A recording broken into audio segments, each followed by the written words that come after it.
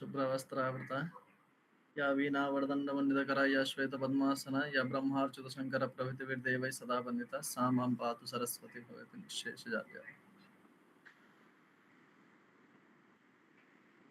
শোনা যাচ্ছে? ঠিক আছে। সংবিত সংস্কৃতের পক্ষ থেকে আজ সকলকে আমি প্রথমে শুভেচ্ছা জানাই এবং আজকের যে ঋষিকা যে সত্র মানে ঋষিকা যে লেকচার সিরিজ চালানো হচ্ছে সেই ঋষিকা লেকচার সিরিজের আজকে যে চতুর্থ বক্তৃতা সেটি আমরা আয়োজন করতে চলেছি বৈদিক বাংমায়ে স্বরবিমর্শ এই বিষয়ের উপর। এই বিষয়ের উপর যে সংবিত সংস্কৃত প্রতিষ্ঠা ঋষিকার উপরে অনেকদিন থেকে একটা প্রয়াস চালিয়ে যাচ্ছে যে না কোনো রকমের বৈদিকের বা ইন্ডিয়ান নলেজ সিস্টেমের যে বিষয়গুলো আধারিত রয়েছে সেইগুলোকে আমরা তুলে ধরছি সবার সম্মুখে। তার জন্য অনেক গবেষিকা, অনেক গবেষক, অনেক অধ্যাপক, অনেক আরো সকলেই MA BA ছাত্ররাও সাহায্য করছে। তাদের সকলকে আমি শুভেচ্ছা জানাই এবং স্বাগত জানিয়ে আজকের যে বিশেষ বক্তৃতা সেখানে হচ্ছে যে বেদের যে স্বরের বিমর্ষ মানে বেদের যে স্বর সেই স্বরগুলোর উচ্চারণ থেকে শুরু করে তার যে মাহাত্ম্য সেই সকল বর্ণনা করা হবে আজকের এই বক্তৃতা সভায়। তো এখানে আজকে যে বিশেষ আমাদের বক্তৃতা রূপে আমরা পেয়েছি তিনি আসাম বিশ্ববিদ্যালয়ের শিলচরের সংস্কৃত বিভাগে গবেষিকা রয়েছেন। তিনি বস্তুত বৈদিক বাংলায় স্বরবিমর্শে এই বিষয়ের ওপরেই তিনি PhD করছেন এখন। তাই আজকের যিনি বিশেষ বক্তৃতায় রয়েছেন মিস তানিয়া পাইন মহাশয়া, ওনাকে স্বাগত জানাই সংবিত সংস্কৃতের পক্ষ থেকে। এবং প্রতিবারের মতোই যে আমরা সকলেই জানি যে আমাদের প্রতি সভাতে অধ্যক্ষ রূপে থাকছেন আমাদের মাননীয় প্রফেসর হরেকৃষ্ণ মিশ্র মহাশয়। তিনি এখন বিশ্বভারতীতে রয়েছেন অ্যাসোসিয়েট প্রফেসর পদে। ওনাকেও আমি সংবিত সংস্কৃতের পক্ষ থেকে স্বাগত জানাই। আজকের এই বক্তৃতার যে বিশেষ কারণ সেই কারণ হচ্ছে যে না আগেও আমরা বৈদিক অনেক কিছু বিষয়ের উপর আলোচনা করেছি এবং আমাদের মুখ্য উদ্দেশ্য হচ্ছে যে কোনো গবেষক বা গবেষিকা যখন কোনো তার বিষয় উপস্থাপনা করছেন সেই বিষয়ে অবশ্যই তিনি যে PhD করছেন বা PhD করে নিয়েছেন বা PhD বিষয়ে কোনো চিন্তাধারা রয়েছে সেই সকল বিষয় এবং গবেষক বা গবেষিকাকে অনুরোধ করে আমরা সেই বিষয়ের উপর সেই একটি আলোচনা সভা তুলে ধরার জন্য অনুরোধ করেছি। তাই আজকের যিনি বিশেষ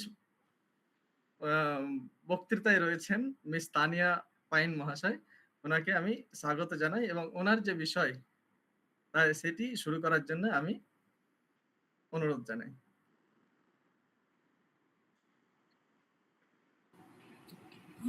ধন্যবাদ সুমন্ত ভাস্কর মহাশয়কে।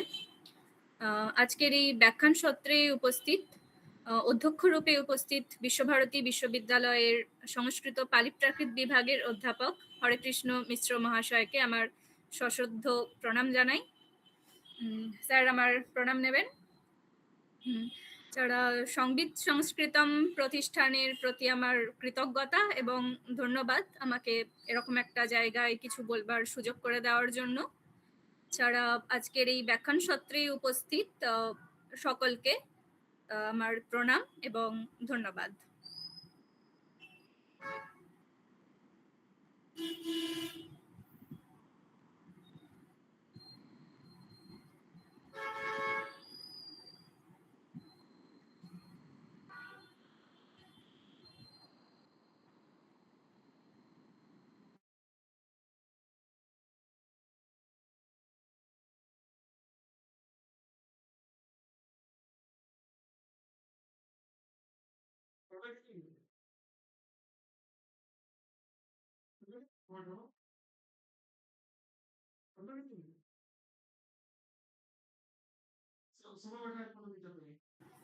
স্ক্রিন দেখা যাচ্ছে তো?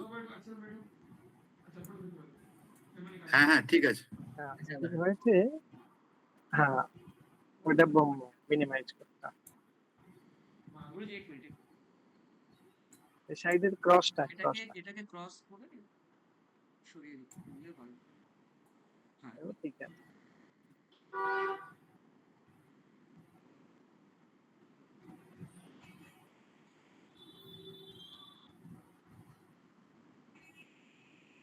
আচ্ছা, স্যারের অনুমতি নিয়ে আমি শুরু করছি তাহলে।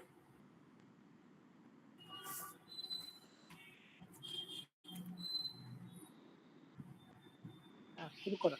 ভয়েস আসছে তো? হ্যাঁ, শোনা হরি ওম। যাচ্ছে। হ্যাঁ, শোনা যাচ্ছে। আচ্ছা স্যার। ওম নমঃ ভগবতে বেদপুরুষায় নমঃ। আমার আজকের বিষয় বৈদিক বাংময়ে স্বর বিমর্ষ। তো এই যে স্বর বিমর্ষ বলছি, তো এই যে স্বর জিনিসটা কি? স্বর বলতে আমাদের মাথায় প্রথমে আসে স্বর বর্ণ, যেমন এই যে অ, আ, হ্রস্ব ই, দীর্ঘ ই ইত্যাদি ইত্যাদি। স্বর বর্ণগুলো সাধারণত আমাদের স্বর বলে পরিচিত আমাদের কাছে সাধারণভাবে। তো স্বর বলতে কি শুধুমাত্র এই স্বরবর্ণগুলোকেই বোঝায়, নাকি আমরা বৈদিক যে স্বরগুলোর কথা পাই, যেমন উদাত্ত, অনুদাত্ত, স্বরিত এবং প্রচয়, কম্প ইত্যাদি ইত্যাদি যে স্বরগুলোর কথা আমরা পাই, সেগুলোকেও বোঝায়? নাকি আমরা আবার গান স্বর হিসেবে ষড়জ, ঋষভ, গান্ধার, মধ্যমা ইত্যাদি ইত্যাদি স্বরের কথা পেয়ে থাকি, নাকি সেগুলোকেও বোঝায়? তো স্বর বলতে অ্যাকচুয়ালি কি বোঝায়, কোন ধরনের স্বরগুলো বোঝায়? তো আজকে এই যে বৈদিক স্বর বলতে সাধারণত ইন জেনারেল যেটা প্রসিদ্ধ যে স্বরগুলো রয়েছে, যেমন উদাত্ত, অনুদাত্ত এবং স্বরিত, এই তিনটে স্বর নিয়ে এবং প্রচয়, কম্প, এই স্বরগুলোকে নিয়ে আমার আজকের আলোচনা।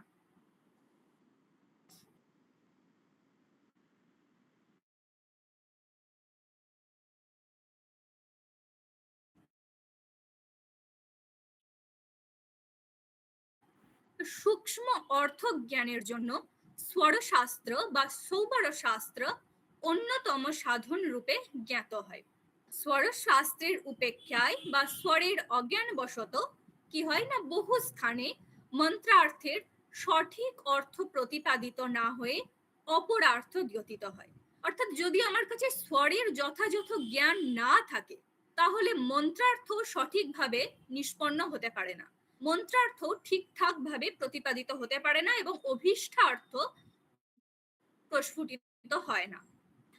এই স্বর শাস্ত্র যে এমন একটা সাধন, বা বলা যায় প্রাচীন বৈদিক ঋষিদের দ্বারা উদ্ভাবিত এমন এক বৈজ্ঞানিক উপায়, যেটার দ্বারা আজকে অবধি বৈদিক মন্ত্রগুলো অবিকৃতভাবে সংরক্ষিত হতে পেরেছে। তো এই স্বর শাস্ত্রের উপেক্ষায়, বা যদি আমার কাছে ঠিকঠাক স্বরজ্ঞান না থাকে বা আমার ঠিকঠাক স্বরজ্ঞান না হয়, তো মন্ত্রার্থ ঠিকঠাক ভাবে প্রতিপাদিত হতে পারে না। তো আমরা যদি ব্যুৎপত্তিগত দিক দিয়ে দেখি স্বর এই শব্দটা, তো এটা আসছে শ্রী ধাতু থেকে। শ্রী হচ্ছে শব্দ উপতাপয়োহ এবং করণে ঘ প্রত্যয়। অমরকোষের নির্বাচন করা হয়েছে স্বরিয়ন্তি অর্থা এভিহি, অর্থাৎ এর দ্বারা অর্থ পরিস্ফুট হয়, অর্থ প্রকাশিত হয়। এবং শব্দকল্পদ্রুমে কি ব্যুৎপত্তি করা হয়েছে, স্বরান্তি শব্দায়ন্তি স্বরাহা, অর্থাৎ এখানে শব্দ করা অর্থে স্বর কথাটা প্রযুক্ত হয়। শব্দ করা অর্থে স্বরান্তি শব্দায়ন্তি শ্রী উ শব্দোপতাপয়োহ আন। এবং মহাভাষ্যকার পতঞ্জলি কি বলছেন, স্বয়ং রাজন্তি ইতি স্বরাহা, যেটা স্বতন্ত্রভাবে উচ্চারিত হতে পারে, যেটা যেটা উচ্চারণ করতে গেলে অন্য কোনো বর্ণের সাহায্য লাগে না, অন্য কোনো বর্ণের সাহায্যের প্রয়োজন হয় না, যেটা স্বতন্ত্রভাবে উচ্চারিত হতে পারে, সেটা হচ্ছে স্বর। সাধারণ রূপে যার সহায়তায় বর্ণ উচ্চারণ সম্ভব হয়ে থাকে, সেটা হচ্ছে স্বর।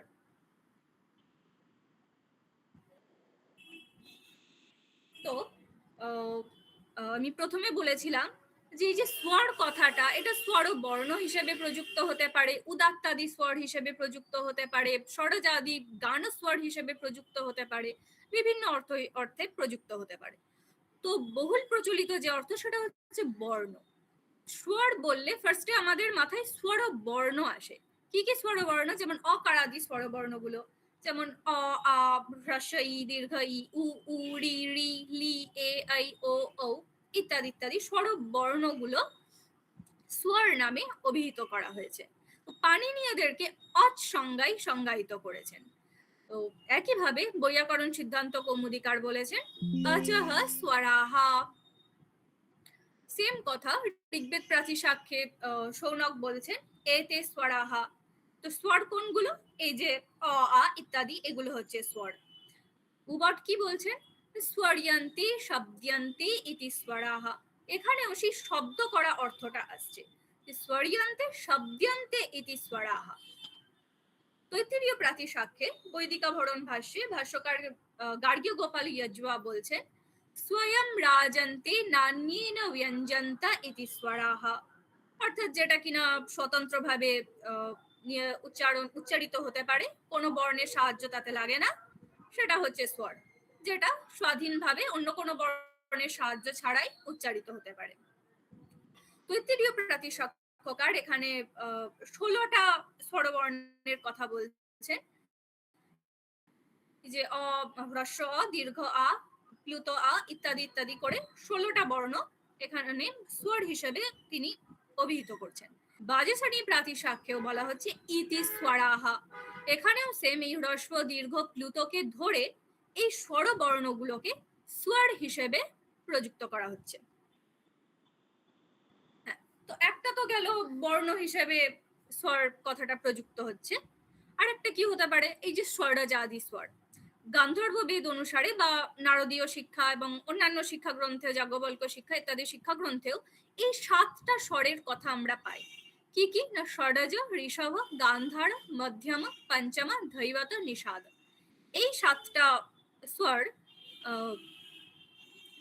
সাম গানে ভিন্নভাবে উল্লিখিত হয়েছে, যেমন পৃষ্ঠ, প্রথম, দ্বিতীয়, তৃতীয়, চতুর্থ, মন্দ্র, অতিস্বার্য। এই 7টা স্বর প্রসিদ্ধ হচ্ছে ষড়জাদি সপ্তকম হিসেবে। ষড়জাদি সপ্তকম বলতে এই ষড়জ, ঋষভ ইত্যাদি এই 7 স্বরকেও বোঝায় এবং তার সাথে সাম গানে প্রসিদ্ধ পৃষ্ঠ ইত্যাদি স্বরগুলোকেও বোঝায়। তো এক তো হলো বর্ণ হিসেবে, স্বরবর্ণ হিসেবে স্বর কথাটা প্রযুক্ত হতে পারে, ষড়জাদি গান স্বর হিসেবে প্রযুক্ত হতে পারে, পৃষ্ঠাদি স্বর হিসেবেও প্রযুক্ত হতে পারে। এছাড়া এই যে সপ্ত, সপ্ত এই সংখ্যাটার দ্বারাও, এই কথাটার দ্বারাও স্বরের স্বর এইটা এই অর্থ প্রযুক্ত হতে পারে। মহাভাষ্যকার স্বরের সপ্ত ভেদ স্বীকার করেছেন। কি কি? না উদাত্ত, উদাত্ততর, অনুদাত্ত, অনুদাত্ততর ইত্যাদি ইত্যাদি। এই 7টা স্বর মহাভাষ্যকার স্বীকার করছেন। এছাড়াও বিভিন্ন ব্রাহ্মণ গ্রন্থে এবং নিঘণ্টুতে আরো বিভিন্ন অর্থে স্বর কথাটা প্রযুক্ত হয়েছে। যেমন নিঘণ্টুতে বাক অর্থে স্বর কথাটা প্রযুক্ত হচ্ছে, আবার গোপথ ব্রাহ্মণে সূর্য, সোম এই অর্থে প্রযুক্ত হচ্ছে। তাণ্ডীয় ব্রাহ্মণে প্রাণ অর্থে স্বর কথাটা প্রযুক্ত হতে দেখা যায়। ষড়বিংশ ব্রাহ্মণে প্রজাপতি এই অর্থেও স্বর কথাটা প্রযুক্ত আমরা দেখতে পাই। এছাড়াও পশু, শ্রী, প্রণব ইত্যাদি ইত্যাদি অর্থে স্বর এই কথাটা প্রযুক্ত হতে পারে। এছাড়া এই স্বর কথাটা বিভিন্ন পর্যায়বাচক শব্দ আমরা বৈদিক সাহিত্যে পেয়ে থাকি। কি কি? না স্বার, স্বার কথাটা আমরা পেয়ে থাকি। তো ঋক্প্রাতি সাক্ষ্যে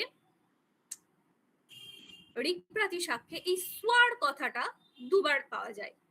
এক স্বরিত স্বরের পর্যায়বাচক শব্দ হিসেবে পাওয়া যায়, যেমন অতন্যাত স্বরিতম স্বারম জাত্যমাচক্ষতে পদে। আর কোথায় পাওয়া যায়? না জাত্যাদি স্বতন্ত্র স্বরিতের জন্য স্বার কথাটার প্রয়োগ লক্ষ্য করা যায়। এছাড়া আর কি পাওয়া যায়? ইয়মা কথাটা পাওয়া যায়। ইয়মা কথাটা পাওয়া যায় তৈত্তিরীয় প্রাচীর সাক্ষ্যে এবং এটা পৃষ্ঠাদি স্বরের বাচক হিসেবে ব্যবহৃত হয়। এছাড়াও ঋক প্রাচীর সাক্ষ্যেও ইয়মা কথাটা পাওয়া যায় এবং এর ব্যাখ্যাতে উবট, ষড়জ, ঋষভ, গান্ধার, মধ্যম ইত্যাদি ইত্যাদি স্বর এবং পৃষ্ঠাদি স্বর, এই স্বরগুলো ইয়মা শব্দের দ্বারা আখ্যায়িত করেছেন। এছাড়া সবর স্বামীর ভাষ্যে গেহমা শব্দটার প্রয়োগ পাওয়া যায়। এই শব্দটাও পৃষ্ঠাদি স্বরের বাচক হিসেবে উল্লিখিত। তাছাড়া আরেকটা পাওয়া যায় প্রবণ শব্দ। প্রবণ শব্দ পাওয়া যায় তৈত্তিরীয় প্রাচীর সাক্ষ্যে। এটা স্বরিত স্বরের পর্যায়বাচক শব্দ রূপে এই প্রবণ শব্দটার উল্লেখ পাওয়া যায়। তো এক তো আমাদের স্বর বলতে গেলে স্বর ও বর্ণ বোঝানো যেতে পারে। আর এক কি বোঝানো যেতে পারে? ষড়জ, ঋষভ ইত্যাদি স্বরগুলো বোঝানো হয়, পৃষ্ঠাদি স্বর বোঝানো হয়। মহাভাষ্যকার যে সপ্তভেদ স্বীকার করেছেন এই 7টা স্বরকেও বোঝানো হয়। এছাড়া তো বিভিন্ন ব্রাহ্মণ গ্রন্থে বিভিন্ন অর্থে স্বর কথাটা প্রযুক্ত হয়েছে। স্বরের বিভিন্ন পর্যায়বাচক শব্দ আমরা পেলাম।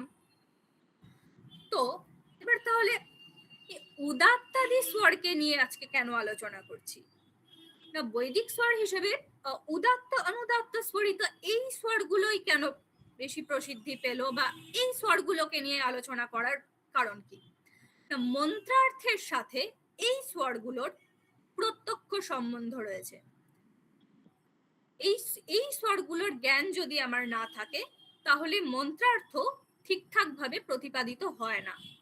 তো মন্ত্রার্থের সাথে ডাইরেক্ট সম্বন্ধ থাকার জন্য এই উদাত্তাদি স্বরগুলো বেশি প্রসিদ্ধ হয়েছে, উদাত্ত অনুদাত্ত স্বরিত, এবং এছাড়াও প্রচয়, কম্প ইত্যাদি ইত্যাদি স্বরের উল্লেখ আমরা পেয়ে থাকি।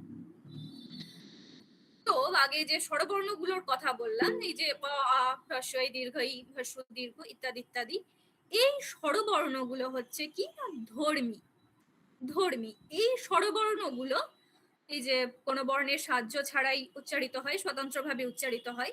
তো কিভাবে উচ্চারিত হয় না, এই স্বরবর্ণগুলির উচ্চারণ আমাদের যে উচ্চারণ স্থান রয়েছে, যেমন তালু, মূর্ধা ইত্যাদি ইত্যাদি যে উচ্চারণ স্থান রয়েছে, সেগুলোর ঊর্ধ্বভাগ, নিম্নভাগ এবং মধ্যভাগের দ্বারা হয়ে থাকে।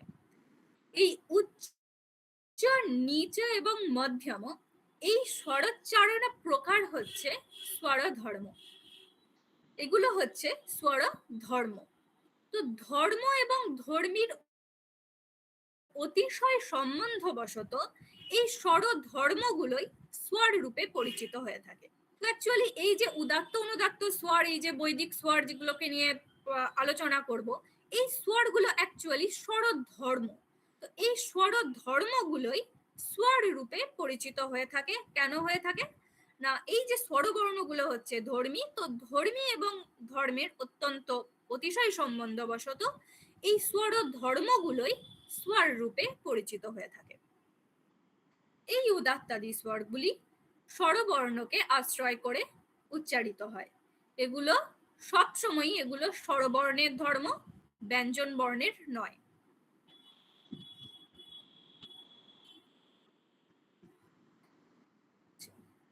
তো বললাম প্রথমে মুখ্যত বা সাধারণত 3টে স্বরই আমাদের কাছে একদম প্রসিদ্ধ, যেমন উদাত্ত, অনুদাত্ত এবং স্বরিত। এছাড়াও প্রচয়, কম্পাদি স্বরও আমরা বৈদিক সাহিত্যে এর উল্লেখ পেয়ে থাকি।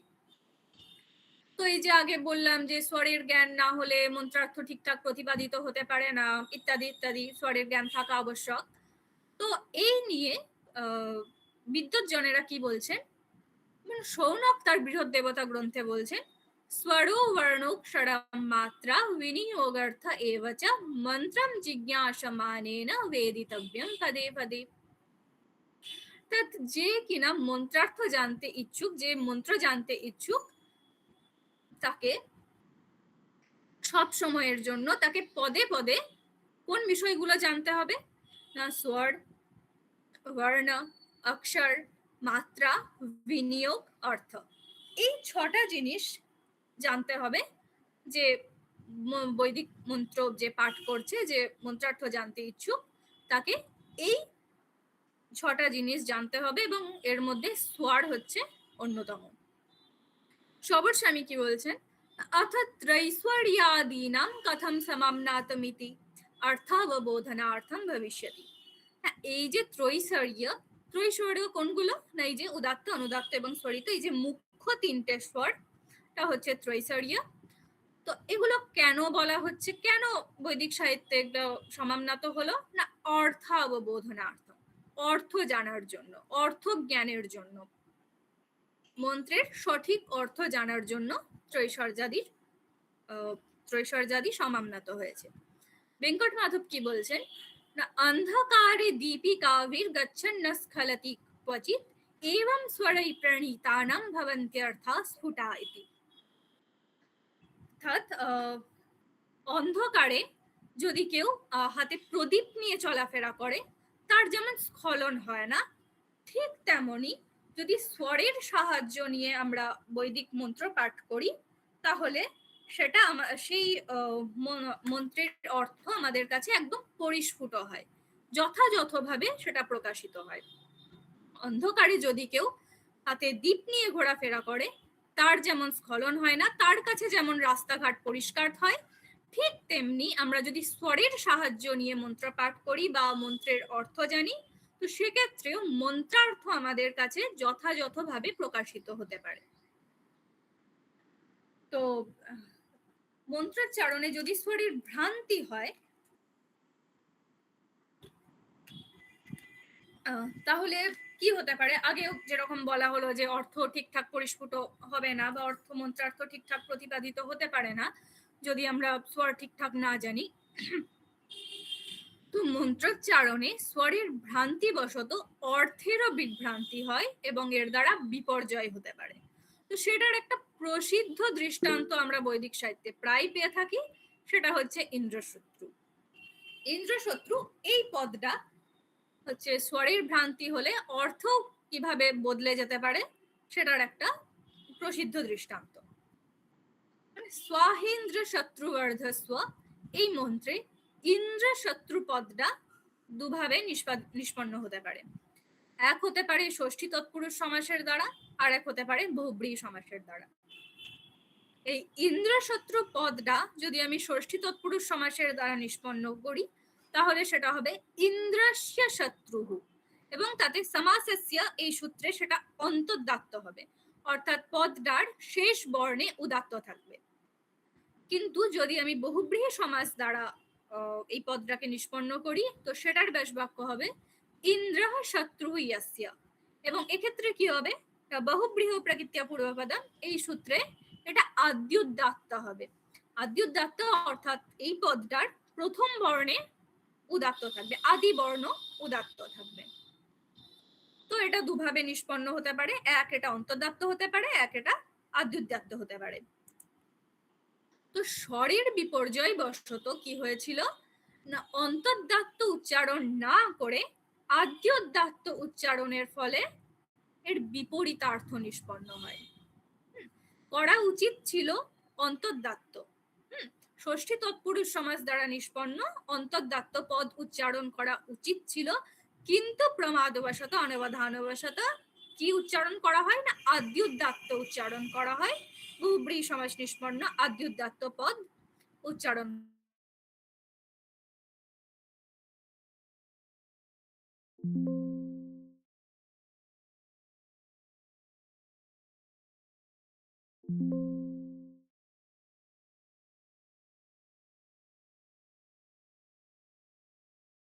করা হয়। तो वर्ण तो वा मिथ्या प्रयुक्तो न तमर्थम आह स वागवज्रो यजमानम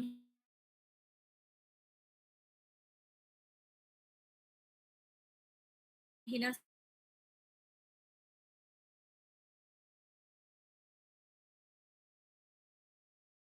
यथि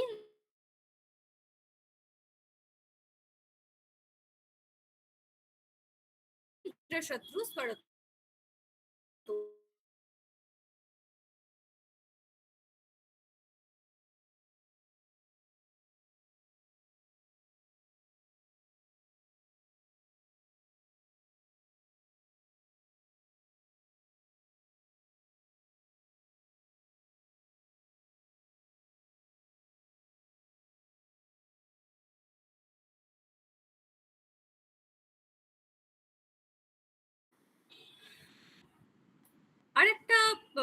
মহাভাষ্যকার পতঞ্জলি আরেকটা উদাহরণ দিচ্ছেন যে পতঞ্জলি তার মহাভাষ্যে ব্যাকরণের অসন্দেহ নামক মুখ্য প্রয়োজন আলোচনা প্রসঙ্গে স্থূলপ্রিসাতি পদের দৃষ্টান্ত প্রদান করছেন। এই স্থূলপ্রিসাতি এই পদটাও দুভাবে নিষ্পন্ন হতে পারে। এক অন্তর্দত্ত হতে পারে, যেমন স্থূলা চাশু পৃষতি চা করে অন্তর্দত্ত হতে পারে, এর অর্থ হচ্ছে গাভী স্থূল হবে। এবং আরেকটা কি হতে পারে না, পূর্বপদের প্রকৃতি স্তর করে স্থূলানি পৃষন্তে ইয়াস্যাহা এভাবে অর্থ নিষ্পন্ন হতে পারে। এর অর্থ হবে গাভী শরীরের যে বিন্দুগুলো রয়েছে সেগুলো স্থূল হবে। তো যজ্ঞকর্মে যখন আমরা মন্ত্রের যখন প্রয়োগ করা হবে, তখন যদি কারোর স্বরের জ্ঞান না থাকে তাহলে তার পক্ষে এই অর্থ জ্ঞান করাটাও কঠিন হবে। তো মন্ত্রের অর্থ জ্ঞানের জন্য সবসময় আমাদের উদাত্তাদি স্বরের জ্ঞান আবশ্যক। তো স্বরের অনবধানবশত অযথার্থ রূপে প্রযুক্ত মন্ত্র কখনোই অভীষ্টার্থের প্রকাশক হয় না। যখন আমরা স্বরের সাহায্য নিয়ে যথাযথ স্বরজ্ঞানের মাধ্যমে আমরা যখন মন্ত্রের প্রয়োগ করব, তখন সেটা অভীষ্টার্থের প্রকাশক হবে এবং তার অর্থ যথাযথভাবে নিষ্পাদিত হবে। আচ্ছা,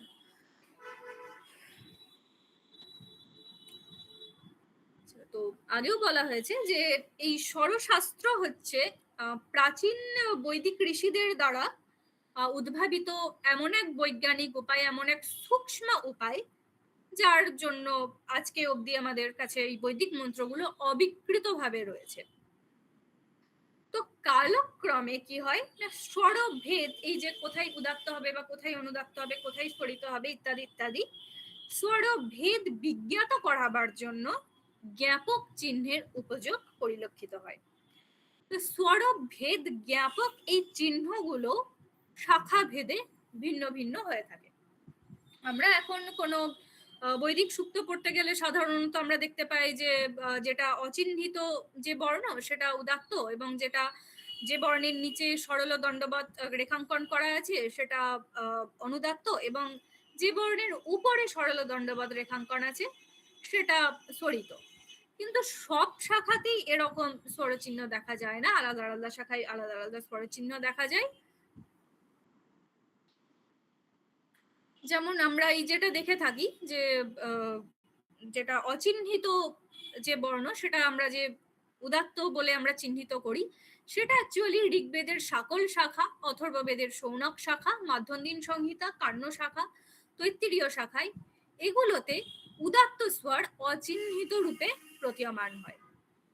আবার সেম এই শাখাগুলোতে, এই শাকল শাখা, শৌনক শাখা ইত্যাদি ইত্যাদি, এই শাখাগুলোতে অনুদাত্ত বর্ণের নিম্নে সরল দণ্ডবৎ রেখাঙ্কন করা হয়। তো যে বর্ণের নিচে আমরা সরল দণ্ডবৎ রেখাঙ্কন দেখতে পাই সেটাকে আমরা অনুদাত্ত বলে চিনতে পারি। আবার এই শাখাগুলোতেই সকল কার্ণ সংহিতা, তৈত্তিরীয় সংহিতাতে স্বরিত বর্ণের উপর সরল দণ্ডবৎ রেখাঙ্কন করা হয়। তো এটাকে আমরা স্বরিত হিসেবে চিনতে পারি। কিন্তু কাঠক সংহিতা, মৈত্রায়ণী সংহিতা, কাশ্মীর প্রদেশের ঋগ্বেদ সংহিতা, পৈপ্পলাদ শাখা, এগুলোতে কিন্তু উল্টো দেখা যায়। এগুলোতে উদাত্ত বর্ণের উপরে সরল দণ্ডবৎ রেখাঙ্কন করা হয়। আবার সামবেদের আর্চিক সংহিতায় উদাত্ত বর্ণের উপর এই সংখ্যাটার প্রয়োগ দেখা যায়। আবার অথর্ববেদের পৈপ্পলাদ সংহিতায় অনুদাত্তের নিম্নে সরল দণ্ডবৎ রেখাঙ্কন করা হয়। তো কাশ্মীর প্রদেশের ঋগ্বেদ সংহিতায় অনুদাত্ত অচিহ্নিত থাকে। সামবেদে অনুদাত্তের উপরে 3 এই সংখ্যার প্রয়োগ দেখা যায়। একইভাবে মাধ্যন্দিন সংহিতায় আশ্রিত স্বরিতের উপর সরল দণ্ডাঙ্কন করা হয়, কিন্তু স্বতন্ত্র স্বরিতের নিম্নে একটা সমকোণের চিহ্নের অঙ্কন করা হয়। এই শুক্ল যজুর্বেদে এরকম অনেক কিছু চিহ্ন পাওয়া যায়।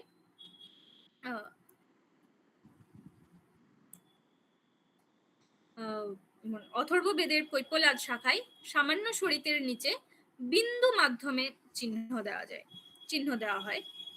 এছাড়া প্রচয় প্রায়শই সমস্ত সংহিতাতেই সর্বত্র অচিহ্নিত থাকে। এবং কম্প যে স্বর, ঋগ্বেদের সকল সংহিতায় হ্রস্ব কম্পের পর এক চিহ্ন এবং দীর্ঘ কম্পের পর এই 3 চিহ্ন দেওয়া হয়। বাজেসানি সংহিতা এবং কাঠক সংহিতায় কম্প দেখা যায় না, কিন্তু উদাত্ত পরক যে স্বতন্ত্র স্বরিত, অর্থাৎ যে স্বতন্ত্র স্বরিতের পরে উদাত্ত রয়েছে তার নিচে এই একটা স্মল ডাব্লিউ এর মতন চিহ্ন দেখতে পাই। তো এই হলো স্বরের চিহ্ন বা স্বরভেদ জ্ঞাপক বিভিন্ন রকমের চিহ্ন। এছাড়াও বিভিন্ন অনেক রকমের স্বর চিহ্ন আমরা দেখতে পেয়ে থাকি। তো এবারে আসি স্বরের প্রকারভেদে। মুখ্যতঃ আগেও এটা বলা হয়েছে যে মুখ্যত স্বরের 3টি প্রকার স্বীকার করা হয়। সেগুলো কি কি না উদাত্ত, অনুদাত্ত এবং স্বরিত। এই প্রায় সর্বত্রই এই 3টে ভেদ সর্বত্রই স্বীকৃত হয়েছে। পাণিনি ঋক্প্রাতিসাখ্যকার এই প্রকারটাই স্বীকার করেছেন। এছাড়াও বিভিন্ন রকমের ভেদ দেখা যায়, যেমন বাজেসানি প্রাতিসাখ্যে স্বরের সপ্তভেদের কথা বলা হচ্ছে, 3টে ভেদের কথা বলা হচ্ছে, 2টো ভেদের কথা বলা হচ্ছে এবং একটা ভেদের কথা বলা হচ্ছে।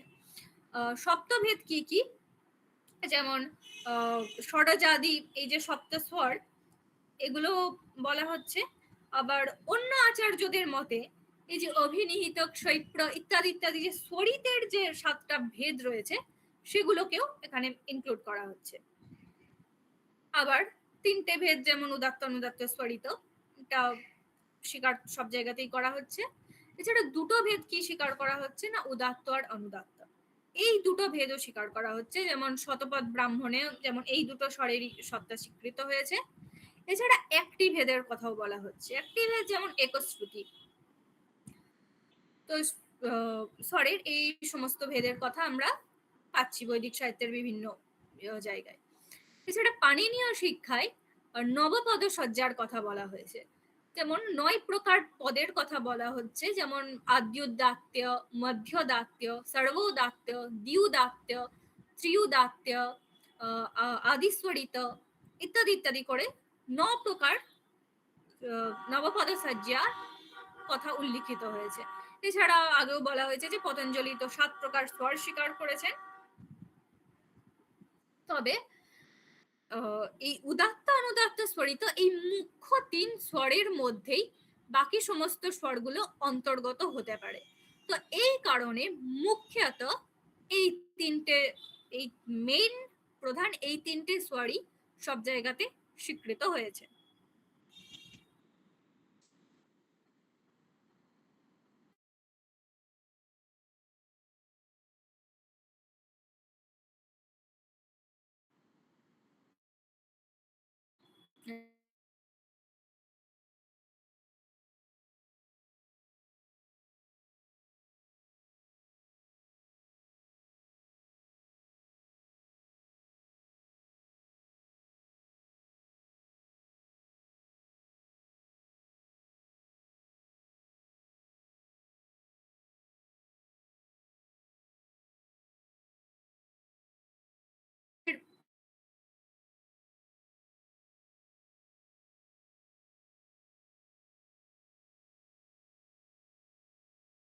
গানগুলোর ঊর্ধ্বভাগে যে স্বর উচ্চারিত হয়, যে স্বর নিষ্পন্ন হয়, সেটা উদাত্ত শৃঙ্গ।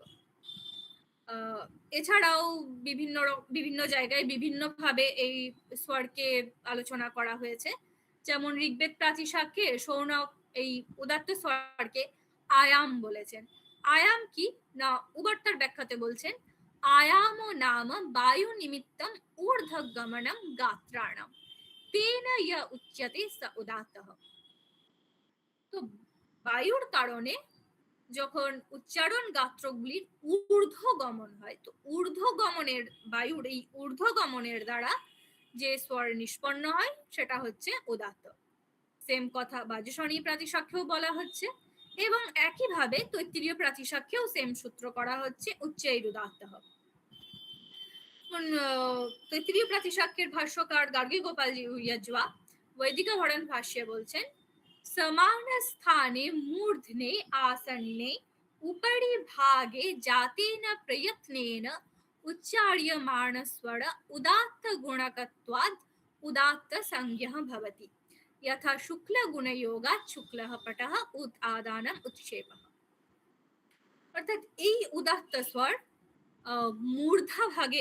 মূর্ধা ভাগে জাত হচ্ছে এবং উপরি ভাগে জাতিন প্রয়ত্নেন, এই উপরি ভাগে মূর্ধা ভাগে জাত প্রযত্নের দ্বারা যে স্বর উচ্চারিত হচ্ছে সেটা উদাত্ত গুণ সম্পন্ন হওয়ার জন্য সেটা উদাত্ত সংজ্ঞক হচ্ছে। ঠিক যেমন শুক্ল গুণ সম্পন্ন হওয়ার জন্য শুক্লা হপাটাহ আমরা বলে থাকি, উদাত্ত গুণ সম্পন্ন হচ্ছে উদাত্ত সংজ্ঞক। তো এটা মূর্ধা স্থানে উচ্চারণ গাত্রের উপরি ভাগে জাত প্রযত্নের দ্বারা এটা উচ্চারিত হচ্ছে এবং এর নির্বচন হিসেবে বলছেন উত আদানম উৎক্ষেপঃ। উৎক্ষেপঃ তো সেম তৃতীয় প্রাতিশাখ্যে সেম উদাত্তের উচ্চারণ প্রসঙ্গে কি বলা হচ্ছে, আয়াম দারুণ্যম অণুতা খস্যেত্যুচ্চৈ করাণি শব্দস্য। এটা তিনটে কন্ডিশনের কথা বলা হচ্ছে, এক আয়াম, এক দুই দারুণ্য, খস্য অণুতা। আয়াম ইতি কিম, গাত্রের দীর্ঘতা, উচ্চারণ গাত্রের দীর্ঘতা, স্বরের কঠোরতা এবং গলবিবরের প্রায় বন্ধের মতন হওয়া। আয়াম, দারুণ্য এবং খস্য অণুতা, এই তিনটে জিনিস ধ্বনিকে উদাত্ত করে তোলে। তো এখানে এই যে উচ্চের উদাত্ত এই জিনিসটা যে আমরা পাচ্ছি, এর মানে শুধু এটা নয় যে যার গলার জোর বেশি সে একটা উচ্চস্বরে একটা কিছু উচ্চারণ করলো তো সেটা উদাত্ত স্বর হয়ে গেল, ব্যাপারটা সেরকমও না। যে উচ্চারণ স্থানগুলোর ঊর্ধ্বভাগে বায়ু যখন গমন করে তার দ্বারা যে স্বর নিষ্পন্ন হয় সেটা হচ্ছে উদাত্ত। এবং তৈত্তিরীয় প্রাতিশাখ্যকারের মতে এই গাত্রের দীর্ঘতা, স্বরের কঠোরতা এবং গলবিবরের প্রায় বন্ধের মতন হওয়া, এই জিনিসগুলো ধ্বনিকে উদাত্ত করে তোলে।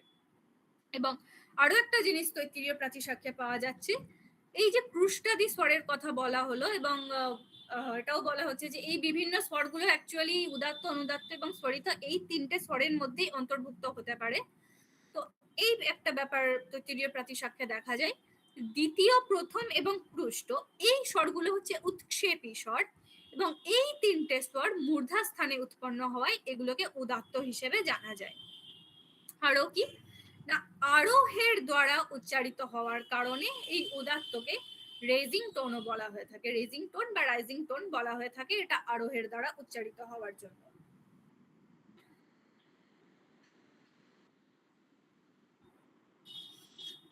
তো নেক্সট আসছি অনুদাত্ত। অনুদাত্ত হচ্ছে উদাত্তের ঠিক অপোজিট জিনিসটা, যেমন পাণিনি বলছেন নিচৈর অনুদাত্ত। তালু, মূর্ধা ইত্যাদি ইত্যাদি যে উচ্চারণ স্থান তার নিম্ন ভাগে অনুদাত্তের উচ্চারণ হয়। বায়ু যখন এই উচ্চারণ স্থানগুলোর নিম্ন ভাগে গমন করে তখন তখন যে স্বর উচ্চারিত হয় সেটা অনুদাত্ত হয়। তো ঋগ্বেদ প্রাতিশাখ্যের শৌনক এই অনুদাত্ত স্বরকে বিশ্রম্ভ বলেছেন এবং উগট বলছেন বিশ্রম্ভ নাম অধোগমনম গাত্রাণাম। উচ্চারণ গাত্রগুলির অধোগমন হচ্ছে বিশ্রম্ভ। অর্থাৎ বায়ু যখন এই তালু ইত্যাদি উচ্চারণ গাত্রগুলির নিম্ন ভাগে গমন করে সেই তখন যে প্রযত্ন উৎপন্ন হয় সেই প্রযত্নের দ্বারা এই অনুদাত্ত স্বর নিষ্পন্ন হয়।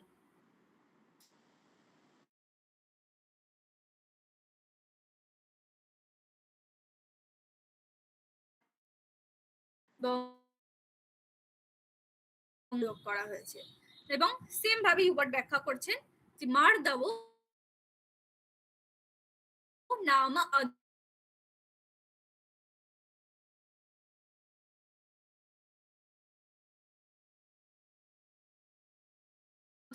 অধোগমনম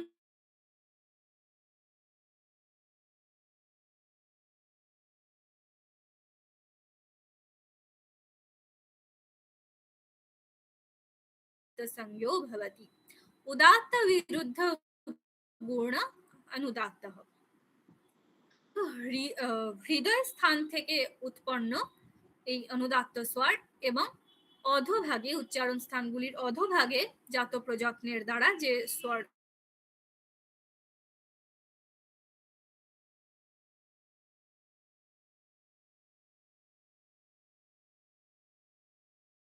উচ্চারিত হয় সেটা হচ্ছে অনুদাত্ত।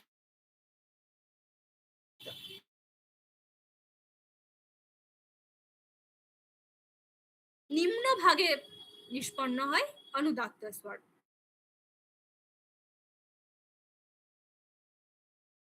সেটা অনুদাত্ত স্বর হয়ে গেল, সেটাও না। অনুদাত্তের উচ্চারণ প্রসঙ্গে তৈত্তিরীয় প্রাতিশাখ্যে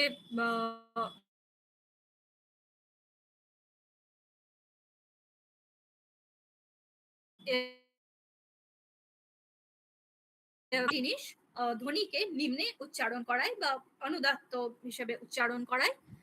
অন্বয়সর্গ মার্দ উড়ুতা খস্যেতি নিচয়করণী, অর্থাৎ গাত্রের সম্হার, স্বরের মৃদুতা এবং কণ্ঠের স্থূলতা, এই তিনটে জিনিস ধ্বনিকে নিম্নে উচ্চারণ করায় এবং এর দ্বারা এই গাত্রের সংহার, মৃদুতা এবং কণ্ঠের স্থূলতা এগুলোর দ্বারা অনুদাত্ত উচ্চারিত হতে পারে।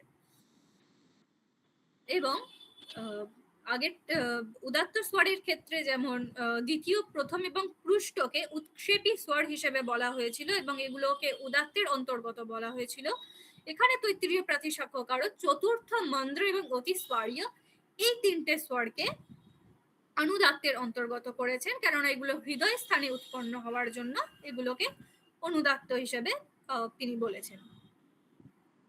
এবং আর কি, অবরোহের দ্বারা উচ্চারণের কারণে একে ফলিং টোনও বলা হয়।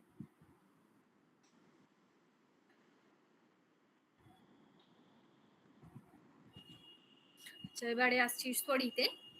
স্বরিত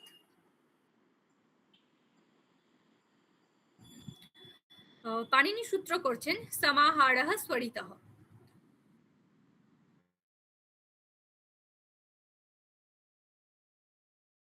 সমাহারः কাদের সমাহার? না, উদাত্ত এবং অনুদাত্তের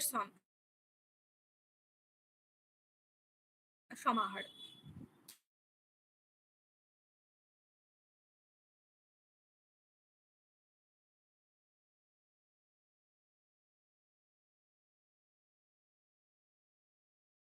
স্বরবর্ণে উদাত্তত্ব এবং অনুদাত্তত্ব এই দুটো বর্ণ ধর্মর যেখানে সমাহার ঘটেছে, যেখানে সমাকৃত হয়েছে, সেটা হচ্ছে স্বরিত স্বর। এই স্বরিত স্বর নিয়েও বিভিন্ন রকম ব্যাখ্যা করা হয়েছে বৈদিক সাহিত্যে। অন্য ঋগ্বেদ প্রাতিশাখ্যে স্বরিতকে আক্ষেপ বলা হয়েছে। আক্ষেপ কি? উবাট এখানে বিশদীকৃত করে বলছেন, আক্ষেপো নাম তির্যগমনম গাত্রাণাম বায়ু নিমিত্তম। বায়ুর কারণে বা যখন উচ্চারণ গাত্রগুলির তির্যক গমন ঘটে তখন সেখানে স্বরিত স্বর উৎপন্ন হয়। তো অ্যাকচুয়ালি তির্যক গমন বলতে ঠিক কি বোঝানো হয়েছে বা অ্যাকচুয়ালি আমরা কতটা এটা উচ্চারণ করতে পারবো সেটা নিয়েও যথেষ্ট চর্চার অবকাশ রয়েছে। তো যাই হোক, এখানে উবাটের মত এখানে বলা হচ্ছে যে উচ্চারণ গাত্রগুলিতে যখন বায়ু তির্যক গমন ঘটবে তখন সেখানে স্বরিত স্বর উৎপন্ন হবে। বাজেসানি প্রাতিশাখ্যেও সেম পাণিনির মতন বলা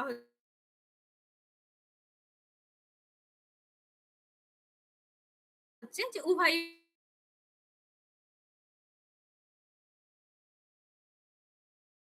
স্বরিত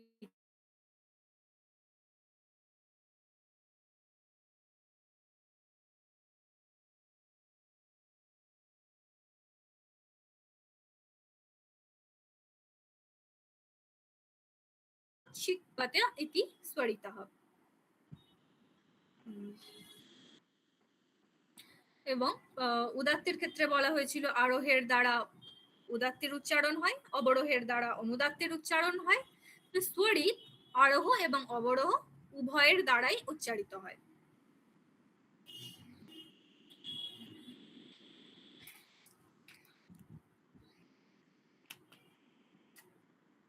এই যে বলা হলো উদাত্ত এবং অনুদাত্তের সমাহারই হচ্ছে স্বরিত। উদাত্ত এবং অনুদাত্তের সমাহারে স্বরিত উৎপন্ন হয়। তো এই সমাহারে কতটা অংশ উদাত্ত হবে আর কতটা অংশ অনুদাত্ত হবে বা কোন অংশটাই উদাত্ত থাকবে কোন অংশটাই অনুদাত্ত থাকবে সেই বিষয়ে ঋক প্রাতিশাখ্যকার বলছে তস্য উদাত্ততর উদাত্তাৎ অর্ধমাত্রার্ধমেব বা, অর্থাৎ স্বরিতের অর্ধমাত্রা অথবা সম্পূর্ণ স্বরিতের পূর্বার্ধ উদাত্ততর হবে এবং অবশিষ্ট যে অনুদাত্তাংশ তার উদাত্ত শ্রুতি হবে। অর্থাৎ যে কোনো স্বরিত বর্ণের প্রথম অংশে উদাত্ত থাকবে এবং অবশিষ্ট অংশে বা দ্বিতীয় অংশে অন্তিমাংশে অনুদাত্ত থাকবে। প্রথম অংশ বলতে সেটা কতটা উদাত্ত হবে এবং দ্বিতীয় অংশ বা অন্তিমাংশ বলতে সেটাতেই বা কতটা অনুদাত্ত থাকবে, সেই বিষয়েও দুটো মত পাওয়া যায়। একটা হতে পারে সম্পূর্ণ স্বরিতের অর্ধমাত্রা উদাত্ত হতে পারে এবং বাকিটা অনুদাত্ত হতে পারে। আবার কি হতে পারে, সম্পূর্ণ স্বরিতের পূর্বার্ধ উদাত্ততর হতে পারে বা উদাত্ত হতে পারে এবং অবশিষ্ট অনুদাত্ত হতে পারে। ঋগ্বেদ প্রাতিশাখ্যকারের মতে ঋগ্বেদ প্রাতিশাখ্যকারের এখানে দুটো মত উপস্থাপন করা হচ্ছে। একটা হচ্ছে স্বরিতের প্রারম্ভের অর্ধমাত্রা উদাত্ত হবে, অবশিষ্ট অনুদাত্ত। আরেকটা মত হতে পারে সম্পূর্ণ মাত্রার অর্ধভাগ উদাত্ত হতে পারে এবং অবশিষ্ট অনুদাত্ত হতে পারে। অবশ্য সৌনকের মতে স্বরিতের পূর্বার্ধ উদাত্ত তর হবে, অর্থাৎ উদাত্ত যেভাবে উচ্চারণ করা হয় তার থেকে একটু বেশি উচ্চে উচ্চারণ করা হবে, তো সেটার পূর্বার্ধ উদাত্ত তর হবে এবং যে অবশিষ্ট যে অনুদাত্তাংশ তারও উদাত্ত শ্রুতি হয়ে যাবে। তো মেইনলি এই যে স্বরিত বর্ণটা এটা অ্যাকচুয়ালি উদাত্তের থেকে একটু উচ্চে উচ্চারিত হবে। এটা ঋগ্বেদ প্রাতিশাখ্যকারের মত যে কোনো স্বরিত বর্ণের প্রথমাংশে উদাত্ত তর হবে, উদাত্তের থেকে কিছু উচ্চে উচ্চারিত হবে এবং অবশিষ্ট যে অনুদাত্তাংশ তারও উদাত্ত শ্রুতি হয়ে যাবে, সেটা উদাত্তের মতন হয়ে যাবে। তো সম্পূর্ণ মিলিয়ে একটা স্বরিত বর্ণ প্রায় উদাত্তের থেকে একটু উচ্চে উচ্চারিত হবে। তো এটা অ্যাকচুয়ালি দুটো মত পাওয়া যায়। একটা সাধারণভাবে একদম সাধারণভাবে ভাবা যায় কি না, কোনো স্বরবর্ণ তিন প্রকার হতে পারে, এক হ্রস্ব হতে পারে, এক দীর্ঘ হতে পারে, এক প্লুত হতে পারে। তো স্বরিত যদি হ্রস্ব হয় তো তার মাত্রাও এক হবে। এক মাত্রা যুক্ত হ্রস্ব স্বরিতের অর্ধেক মাত্রা উদাত্ত হবে, অর্ধেক মাত্রা অনুদাত্ত হবে। এবং সেটা যদি দীর্ঘ স্বরিত হয় সেটা দ্বিমাত্রা বিশিষ্ট দীর্ঘ স্বরিতের প্রথম এক মাত্রা উদাত্ত হবে, পরবর্তী এক মাত্রা অনুদাত্ত হবে।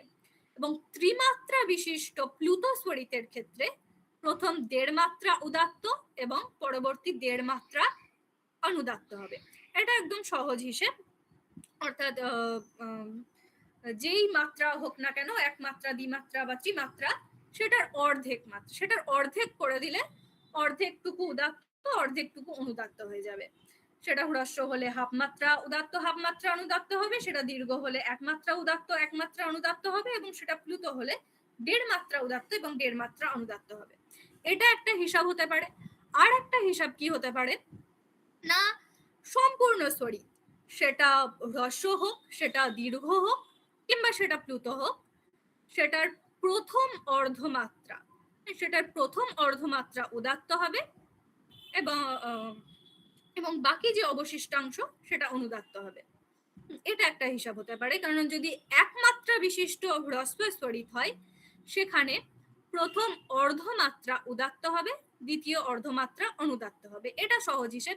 কিন্তু যদি দীর্ঘ স্বরিত হয়, দ্বিমাত্রা বিশিষ্ট দীর্ঘ স্বরিতের ক্ষেত্রে কি হবে, হাফ মাত্রা প্রথম অর্ধমাত্রা উদাত্ত হবে এবং পরবর্তী দেড় মাত্রা অনুদাত্ত হবে।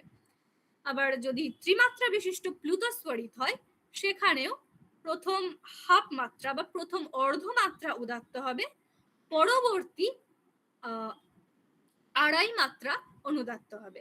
তো এখানে দুটো হিসাব হতে পারে, এক সম্পূর্ণ স্বরিত, সেটা হ্রস্ব দীর্ঘ প্লুত যাই হোক না কেন সেটার প্রথম অর্ধমাত্রা উদাত্ত এবং পরবর্তী যে অবশিষ্টাংশ থাকলো সেটা অনুদাত্ত হতে পারে, কিংবা আরেক হতে পারে যেটা হ্রস্ব দীর্ঘ প্লুত যাই হোক না কেন সেটার অর্ধভাগ উদাত্ত হতে পারে এবং বাকি অর্ধভাগ অনুদাত্ত হতে পারে। তো তো সাধারণত পাণিনি বা ঋক্প্রাতিশাখ্যকার কিংবা কাশিকাকার এদের এই প্রথম মতটা, অর্থাৎ যেটা প্রথম অর্ধমাত্রা উদাত্ত হবে, পরবর্তী অবশিষ্টাংশ অনুদাত্ত হবে, এই মতের অনুসারী। এবং পরবর্তী যে বৈয়াকরণকাররা উবট বাজুসনী প্রাতিশাখ্য বা ভট্টজি দীক্ষিত, এনারা এই সম্পূর্ণ মাত্রার অর্ধভাগ উদাত্ত এবং অর্ধভাগ অনুদাত্ত হিসেবে মানছেন।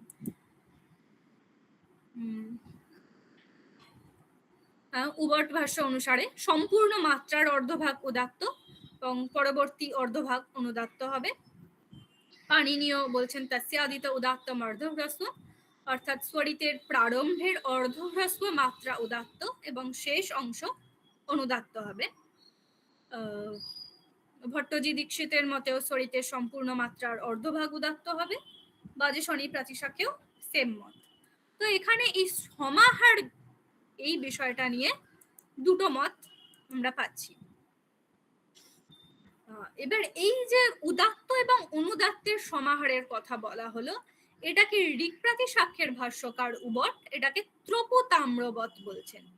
ত্রপু এবং তাম্রের মিশ্রণে যেমন কাংসা নামক তৃতীয় ধাতু উৎপন্ন হয়, ঠিক তেমনি উদাত্ত এবং অনুদাত্তের সংযোগে স্বরিত নামক অন্য তৃতীয় স্বর উৎপন্ন হয়। কে বলা হলো উভয়বান স্বরিতঃ বা সমাহার স্বরিতঃ, অর্থাৎ উদাত্ত এবং অনুদাত্তের সমাহারে বা সংযোগে একটা স্বরিত নামক স্বর উৎপন্ন হচ্ছে। তো এটাকে একটা উপমা দেওয়া হচ্ছে যে ত্রপু এবং তাম্রের মিশ্রণে যেমন একটা কাংসা নামক একটা তৃতীয় ধাতু উৎপন্ন হয়, ঠিক তেমনি ভাবে উদাত্ত এবং অনুদাত্তের সংযোগে স্বরিত নামক অন্য একটা তৃতীয় স্বর উৎপন্ন হয়। এতে উদাত্ত এবং অনুদাত্তের সংযোগ থাকে, সমাহার থাকে, ঠিক কথা, কিন্তু সেটা উদাত্ত অনুদাত্ত এই দুটো স্বরের থেকে আলাদা একটা স্বর উৎপন্ন হয়। বীরেন্দ্র কুমার বর্মা বলছেন এই যে স্বরিতে উদাত্ত অনুদাত্ত ধর্মের সংমিশ্রণ, সেটা তিলতণ্ডুল বা যতুকাষ্ঠের মতন। তিলতণ্ডুল কিংবা যতুকাষ্ঠবৎ এই নিয়ে একটা উপমা দিচ্ছেন। আবার বাজুসনী প্রাতিশাখ্যকার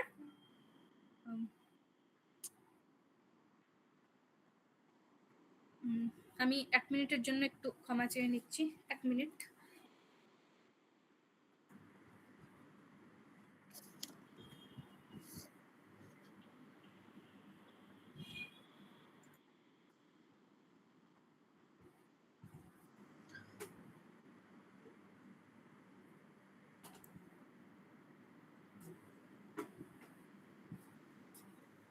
এই সকল বিষয়ে যদি কারোর প্রশ্ন থাকে অবশ্যই সত্রের শেষে যে প্রশ্নোত্তরের জন্য সময় নির্ধারিত করা হয়েছে, সেই সময় আপনারা আপনাদের প্রশ্ন অবশ্যই সম্মুখে রাখতে পারেন।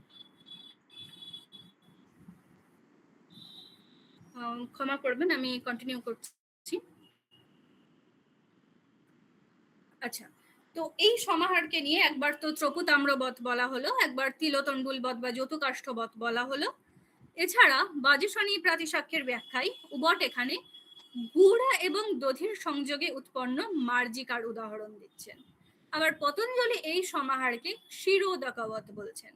আবার শুক্ল এবং কৃষ্ণ গুণের যোগে নিষ্পন্ন কলমাস বা সারঙ্গ গুণের কথাও তিনি বলছেন। তো এই সমাহার জিনিসটাকে নিয়ে বিভিন্ন রকম উপমা বিভিন্ন বিদ্বজ্জনেরা দিচ্ছেন।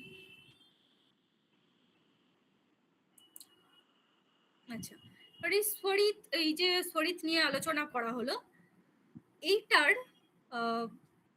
প্রকারভেদ পাওয়া যায় বিভিন্ন বৈদিক সাহিত্যে। এটা স্বরিতকে সাধারণত দুটো প্রকারে ভাগ করা হয়।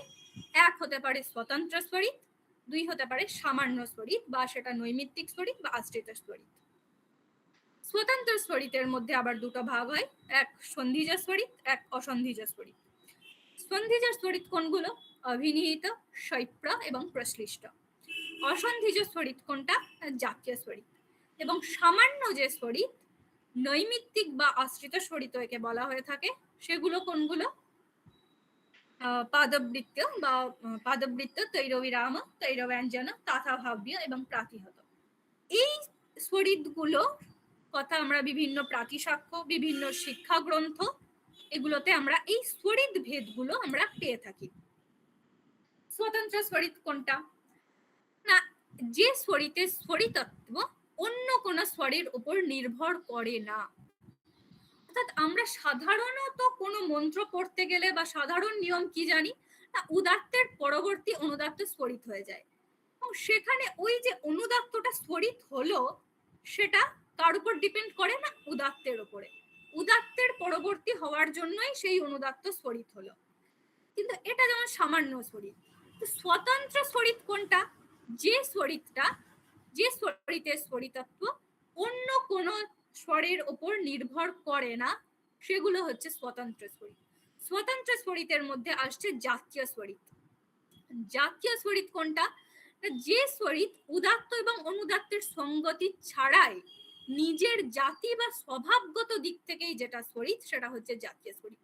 মানে উবর্ট এক জায়গায় ভাষ্য করছেন যে জাতীয়া, তার নিজের জাতিতেই বা স্বভাবেই যেটা স্বরিত, যেটা প্রথম থেকেই স্বরিত, যেটা অন্য কোন স্বরের উপর ডিপেন্ড করে না, সেটা হচ্ছে জাতীয় স্বরিত। এই জাতীয় স্বরিত বা স্বতন্ত্র স্বরিত সাধারণত কোনো পদে একটা একটা বর্ণেই দেখা যায়। কোনো পদের মধ্যে একটা হয় উদাত্ত থাকবে, আর নয়তো একটা স্বতন্ত্র স্বরিত থাকবে। এই স্বতন্ত্র স্বরিত বা জাতীয় স্বরিত সেটা সব স্থানেই সেটা নিজের স্বরূপেই থাকবে, সেটা স্বরিতেই থাকবে। সেটা সংহিতা পাঠ হোক, সেটা পদপাঠ হোক, সেটা ক্রমপাঠ হোক, জাতীয় স্বরিত সবসময় নিজের স্বরূপেই অবস্থান করে, যে কারণে এটাকে নিত্য স্বরিত বলা হয়। আর একটা কি রয়েছে, জাতীয় স্বরিত সবসময় ইয়কার বা ওয়াকারের সঙ্গে যুক্ত থাকবে, এবং এই জাতীয় স্বরিত দু প্রকার হয়। এক হতে পারে অপূর্ব, অর্থাৎ যে জাতীয় স্বরিতের পূর্বে কোনো স্বর থাকে না, সেটা হচ্ছে অপূর্ব, এবং আরেকটা হচ্ছে নিচপূর্ব, অর্থাৎ যে জাতীয় স্বরিতের পূর্বে অনুদাত্ত স্বর থাকে, সেটা হচ্ছে নিচপূর্ব। তো এই জাতীয় স্বরিত জিয়াকার বা ওয়াকারের সাথে যুক্ত থাকে, এবং এটা নিত্য স্বরিত নামেও পরিচিত, এবং পদপাঠ সময়েও এই জাতীয় স্বরিত নিজের স্বরূপেই অবস্থান করে। আচ্ছা, এরপরে আসছে অভিনিহিত স্বরিত। এগুলো হচ্ছে সন্ধিজ স্বরিত। বাকি যেটা জাতীয় স্বরিতের কথা বললাম ওটা অসন্ধিজ স্বরিত, কিন্তু এই অভিনিহিত, প্রশ্লিষ্ট এবং ক্ষেপ্র, এই তিনটে স্বরিত সন্ধিজ স্বরিত, অর্থাৎ সন্ধির মাধ্যমে উৎপন্ন স্বরিত। তো অভিনিহিত সন্ধির দ্বারা যে স্বরিত নিষ্পন্ন হয় সেটা হচ্ছে অভিনিহিত স্বরিত। অভিনিহিত সন্ধি কোনটা না, যেটা আমরা পাণিনি ব্যাকরণে যেটা আমরা পড়ি পূর্বরূপ সন্ধি, যেমন পূর্ব পদান্তে যেটার একার বা ওকার থাকে এবং পরপদান্তে অকার থাকে এবং সেটা পূর্বরূপ হয়ে যায়, এই পূর্বরূপ সন্ধি প্রাতিসাক্ষ্যে অভিনিহিত সন্ধি নামে পরিচিত। অভিনিহিত সন্ধির ফলশ্রুতি হিসেবে অভিনিহিত স্বরিতের উৎপত্তি হয়। পূর্ব পদান্তে যখন উদাত্ত একার বা ওকার থাকে এবং উত্তর পদাদিতে যখন অনুদাত্ত অকার থাকে এবং এদের মধ্যে যখন পূর্বরূপ সন্ধি হয়, তখন সেই পূর্ব পদান্তের একার বা ওকারের স্বরিত হয়ে যায়। এখানে যেমন তে বর্ধন্ত পদটা আছে, অ্যাকচুয়ালি পদপাঠে দেখা যাবে তে অবর্ধন্ত। তে এই পদটা পূর্ব পদান্ত, তে এই পদটার একার পূর্ব পদান্তে স্থিত এবং এটা উদাত্ত। এই উদাত্ত একারের সঙ্গে পরপদাদিতে থাকা যে অবর্ধন্ত পদ রয়েছে সেটা হচ্ছে অনুদাত্ত। অনুদাত্ত অকারের সঙ্গে এর পূর্বরূপ সন্ধি হচ্ছে এবং এর ফলে এই যে তে স্বরিতে রূপান্তরিত হচ্ছে, এবং এটা হচ্ছে অভিনিহিত স্বরিত। ছাড়া আছে এরপর প্রশ্লিষ্ট স্বরিত। প্রশ্লিষ্ট সন্ধির দ্বারা নিষ্পন্ন হচ্ছে প্রশ্লিষ্ট স্বরিত। প্রশ্লিষ্ট সন্ধি কোনগুলো? দীর্ঘ সন্ধি, গুণ সন্ধি এবং বৃদ্ধি সন্ধি। এই সবগুলো সন্ধির ফলেই কিন্তু প্রশ্লিষ্ট স্বরিত উৎপন্ন হয় না। এটার একটাই জায়গা আছে, সেটা হচ্ছে পূর্ব পদান্তে যখন উদাত্ত হ্রস্ব ইকার থাকবে এবং পরপদাদিতে যখন অনুদাত্ত হ্রস্ব ইকার থাকবে এবং এদের দুজনের মধ্যে যখন দীর্ঘ সন্ধি হবে, তখন সেই সন্ধির দ্বারা উৎপন্ন দীর্ঘ ইকার স্বরিত হবে এবং এটা প্রশ্লিষ্ট স্বরিত। ঠিক যেমন দিবি বা পদটা, এখানে এই যে বয় হ্রস্ব ইকার এখানে হচ্ছে উদাত্ত এবং পরের যে হ্রস্ব ইকার সেটা হচ্ছে অনুদাত্ত। এই দুটোর সন্ধিতে যে বয়ের দীর্ঘ ইকার উৎপন্ন হলো এবং সেটা স্বরিত হলো, এটা হচ্ছে প্রশ্লিষ্ট স্বরিত। এবার এই যে অভিনীত বা প্রশ্লিষ্টর কথা বলা হলো, এখানে একটা কন্ডিশন কিন্তু খুব গুরুত্বপূর্ণ। এখানে পূর্ব পদের অন্তে সবসময় উদাত্ত থাকবে এবং পরপদের আদিতে সবসময় অনুদাত্তই থাকবে। এই ক্রমে যদি না থাকে, অর্থাৎ পূর্বে যদি অনুদাত্ত থাকলো বা পরবর্তীতে যদি উদাত্ত থাকলো, তখন সেখানে কিন্তু স্বরিত উৎপন্ন হবে না। সেখানে উদাত্তের একই ভাব হয়ে যাবে, উদাত্তের একাদেশ হয়ে যাবে বা একই ভাব হয়ে যাবে, সেখানে উদাত্ত হবে, সেখানে স্বরিত হবে না। তো যে কোনো সন্ধিজ স্বরিতের ক্ষেত্রেই পূর্ব পদের অন্তে উদাত্ত এবং পরপদের আদিতে অনুদাত্ত থাকতে হবে। আর এই যে বলা হলো এই উদাত্ত ইকারের সঙ্গে এই অনুদাত্ত ইকারের সন্ধির দ্বারা প্রশ্লিষ্ট স্বরিত হয়, এই মতটারও আবার মতবৈভিন্ন পাওয়া যায়। তৈত্তিরীয় সংহিতায় কি দেখা যায়, পদান্ত স্থিত উদাত্ত উকারের সঙ্গে পদাদি স্থিত অনুদাত্ত উকারের সন্ধিতে প্রশ্লিষ্ট স্বরিত হয়। যেমন সুদগাতা পদটার উদাহরণ দেওয়া হচ্ছে, এই যে উদাত্ত উকার এবং অনুদাত্ত উকারের সঙ্গে সন্ধি হয়ে এখানে এই স্বরিতটা আসছে, প্রশ্লিষ্ট স্বরিত আসছে। এখানে একটা জিনিস উল্লেখ্য যে ঋক সংহিতা বা শুক্ল যজুর্বেদ সংহিতায়, মাধ্যন্দিন সংহিতায় এই উদাত্ত ইকারের সঙ্গে অনুদাত্ত ইকারের যে সন্ধি এবং তার দ্বারা প্রশ্লিষ্ট স্বরিতের উৎপন্ন হয়, ওখানে কিন্তু উদাত্ত উকারের সঙ্গে অনুদাত্ত উকারের সন্ধির দ্বারা কিন্তু প্রশ্লিষ্ট স্বরিত উৎপন্ন হয় না, সেখানে উদাত্তের একই ভাব হয়ে যায়। কিন্তু তৈত্তিরীয় সংহিতার ক্ষেত্রে, একমাত্র তৈত্তিরীয় সংহিতার ক্ষেত্রে পদান্তস্থিত উদাত্ত উকারের সঙ্গে পদাদিস্থিত অনুদাত্ত উকারের সন্ধিতে প্রশ্লিষ্ট স্বরিত উৎপন্ন হয়। এখানে কিন্তু আবার হ্রস্ব ইকারের সঙ্গে হ্রস্ব ইকারের মিলনে এখানে কিন্তু প্রশ্লিষ্ট স্বরিত উৎপন্ন হয় না, সেখানে আবার উদাত্তের একই ভাব হয়ে যায়। আর একটা সন্ধিজ স্বরিত হচ্ছে শৈপ্র স্বরিত। শৈপ্র সন্ধি হচ্ছে লৌকিক সংস্কৃতে পাণিনি ব্যাকরণে আমরা যেটা ইয়ান সন্ধি পড়েছি, সেটা হচ্ছে শৈপ্র সন্ধি প্রাতিসাক্ষ্যগুলোতে। শৈপ্র সন্ধির দ্বারা যে নিষ্পন্ন স্বরিত সেটা হচ্ছে শৈপ্র স্বরিত। না, এটা কিভাবে উৎপন্ন হয়, যখন পূর্ব পদান্তের শেষে পূর্ব পদান্তে যখন উদাত্ত হ্রস্বই বা দীর্ঘ ই থাকে অথবা হ্রস্ব উ দীর্ঘ উ থাকে এবং এর সাথে পরপদাদিতে স্থিত অনুদাত্ত অসম স্বরের যখন সন্ধি হয়, তখন এই হ্রস্বই দীর্ঘই বা হ্রস্ব দীর্ঘ ইয়কার বা ওয়াকারে পরিবর্তিত হয় এবং এই সন্ধিজ স্বর যে স্বরিত এটা হচ্ছে শৈপ্র স্বরিত। যেমন এখানে এই যে ত্র্যম্বকম পদটাতে যেমন এই প্রথমে হ্রস্ব ইকার ছিল এবং উদাত্ত হ্রস্ব ইকার ছিল, পরবর্তী পদাদিতে অনুদাত্ত এখানে অকার, এই দুটোর সন্ধিতে এই যে ত্রিয় বর্ণটা এলো, এইটা হচ্ছে এই যে সন্ধিজ স্বরিত, এটা হচ্ছে শৈপ্র স্বরিত। এগুলো তো গেল আচ্ছা স্বতন্ত্র স্বরিত। এবারে আসছি আমি সামান্য স্বরিতে। সামান্য স্বরিত কোনটা, যেটা ওই প্রথমে বললাম, যেটা উদাত্তের পরের অনুদাত্ত যখন স্বরিত হয়ে যায় তখন সেটা হচ্ছে সামান্য স্বরিত। এটাকে নৈমিত্তিক স্বরিত বলা হয়, এটাকে আশ্রিত স্বরিত বলা হয়। এক পদে বা ভিন্ন পদগুলিতে যখন উদাত্ত স্বরের পরে যখন অনুদাত্ত অবস্থান করে, তখন পূর্ববর্তী উদাত্তের প্রভাবে ওই অনুদাত্তের স্বরিত হয়ে যায় এবং উদাত্তের পরবর্তী অনুদাত্তের স্বরিত তখনই হবে যখন তারপরে কোনো উদাত্ত বা স্বতন্ত্র স্বরিত থাকবে না। তো এই সামান্য স্বরিতের স্বরিতত্ব পূর্ববর্তী উদাত্তের উপর এবং পরবর্তী উদাত্ত বা স্বতন্ত্র স্বরিতের উপর আশ্রিত হয়। এই কারণে একে আশ্রিত স্বরিত বা নৈমিত্তিক স্বরিত বলেও আখ্যায়িত করা হয়ে থাকে। তো এই যে উদাত্তের পরে অনুদাত্তটা স্বরিত হলো, তখনই স্বরিত হবে যখন তারপরে কোনো উদাত্ত বা স্বতন্ত্র স্বরিত থাকবে না। এই সামান্য স্বরিত যখন পদপাঠ করা হবে তখন সেটা কিন্তু সেটা নিজের স্বরূপে অর্থাৎ অনুদাত্ত রূপেই সেটা অবস্থান করবে।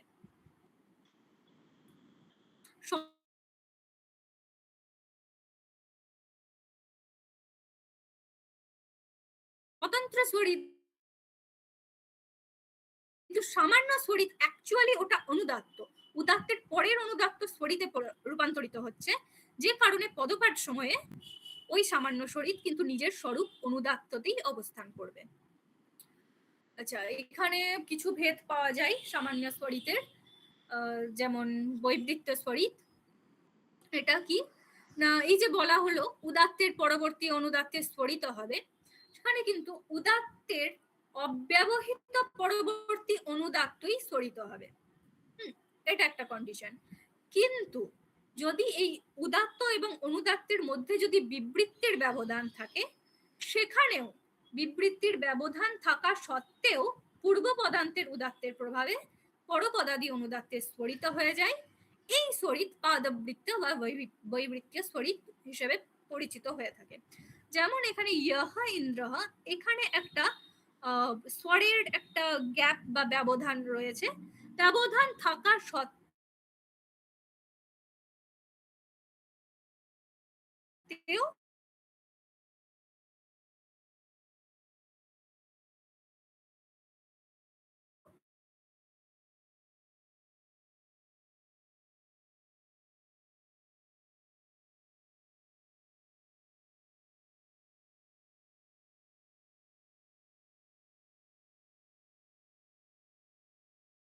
এবং সেটা তৈর ব্যঞ্জন স্বরিত নামে পরিচিত হয়। এমন এই যে এই হ্রস্ব ইকার এবং তার মিলে, হ্যাঁ, এই যে মকারের যে ব্যবধানটা রয়েছে, মকারের ব্যবধান থাকা সত্ত্বেও উদাত্তের পরবর্তী যে অনুদাত্ত এই দীর্ঘ ইকার, তার কিন্তু স্বরিত হয়ে গিয়েছে এবং এটা তৈর ব্যঞ্জন স্বরিতের উদাহরণ। এছাড়াও বলা হচ্ছে যখন সমস্ত পদে যখন উদাত্ত অনুদাত্তের মধ্যে অবগ্রহের ব্যবধান সত্ত্বেও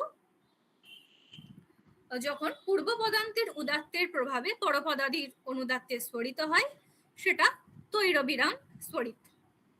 এখানে বলছে অবগ্রহের ব্যবধান থাকা সত্ত্বেও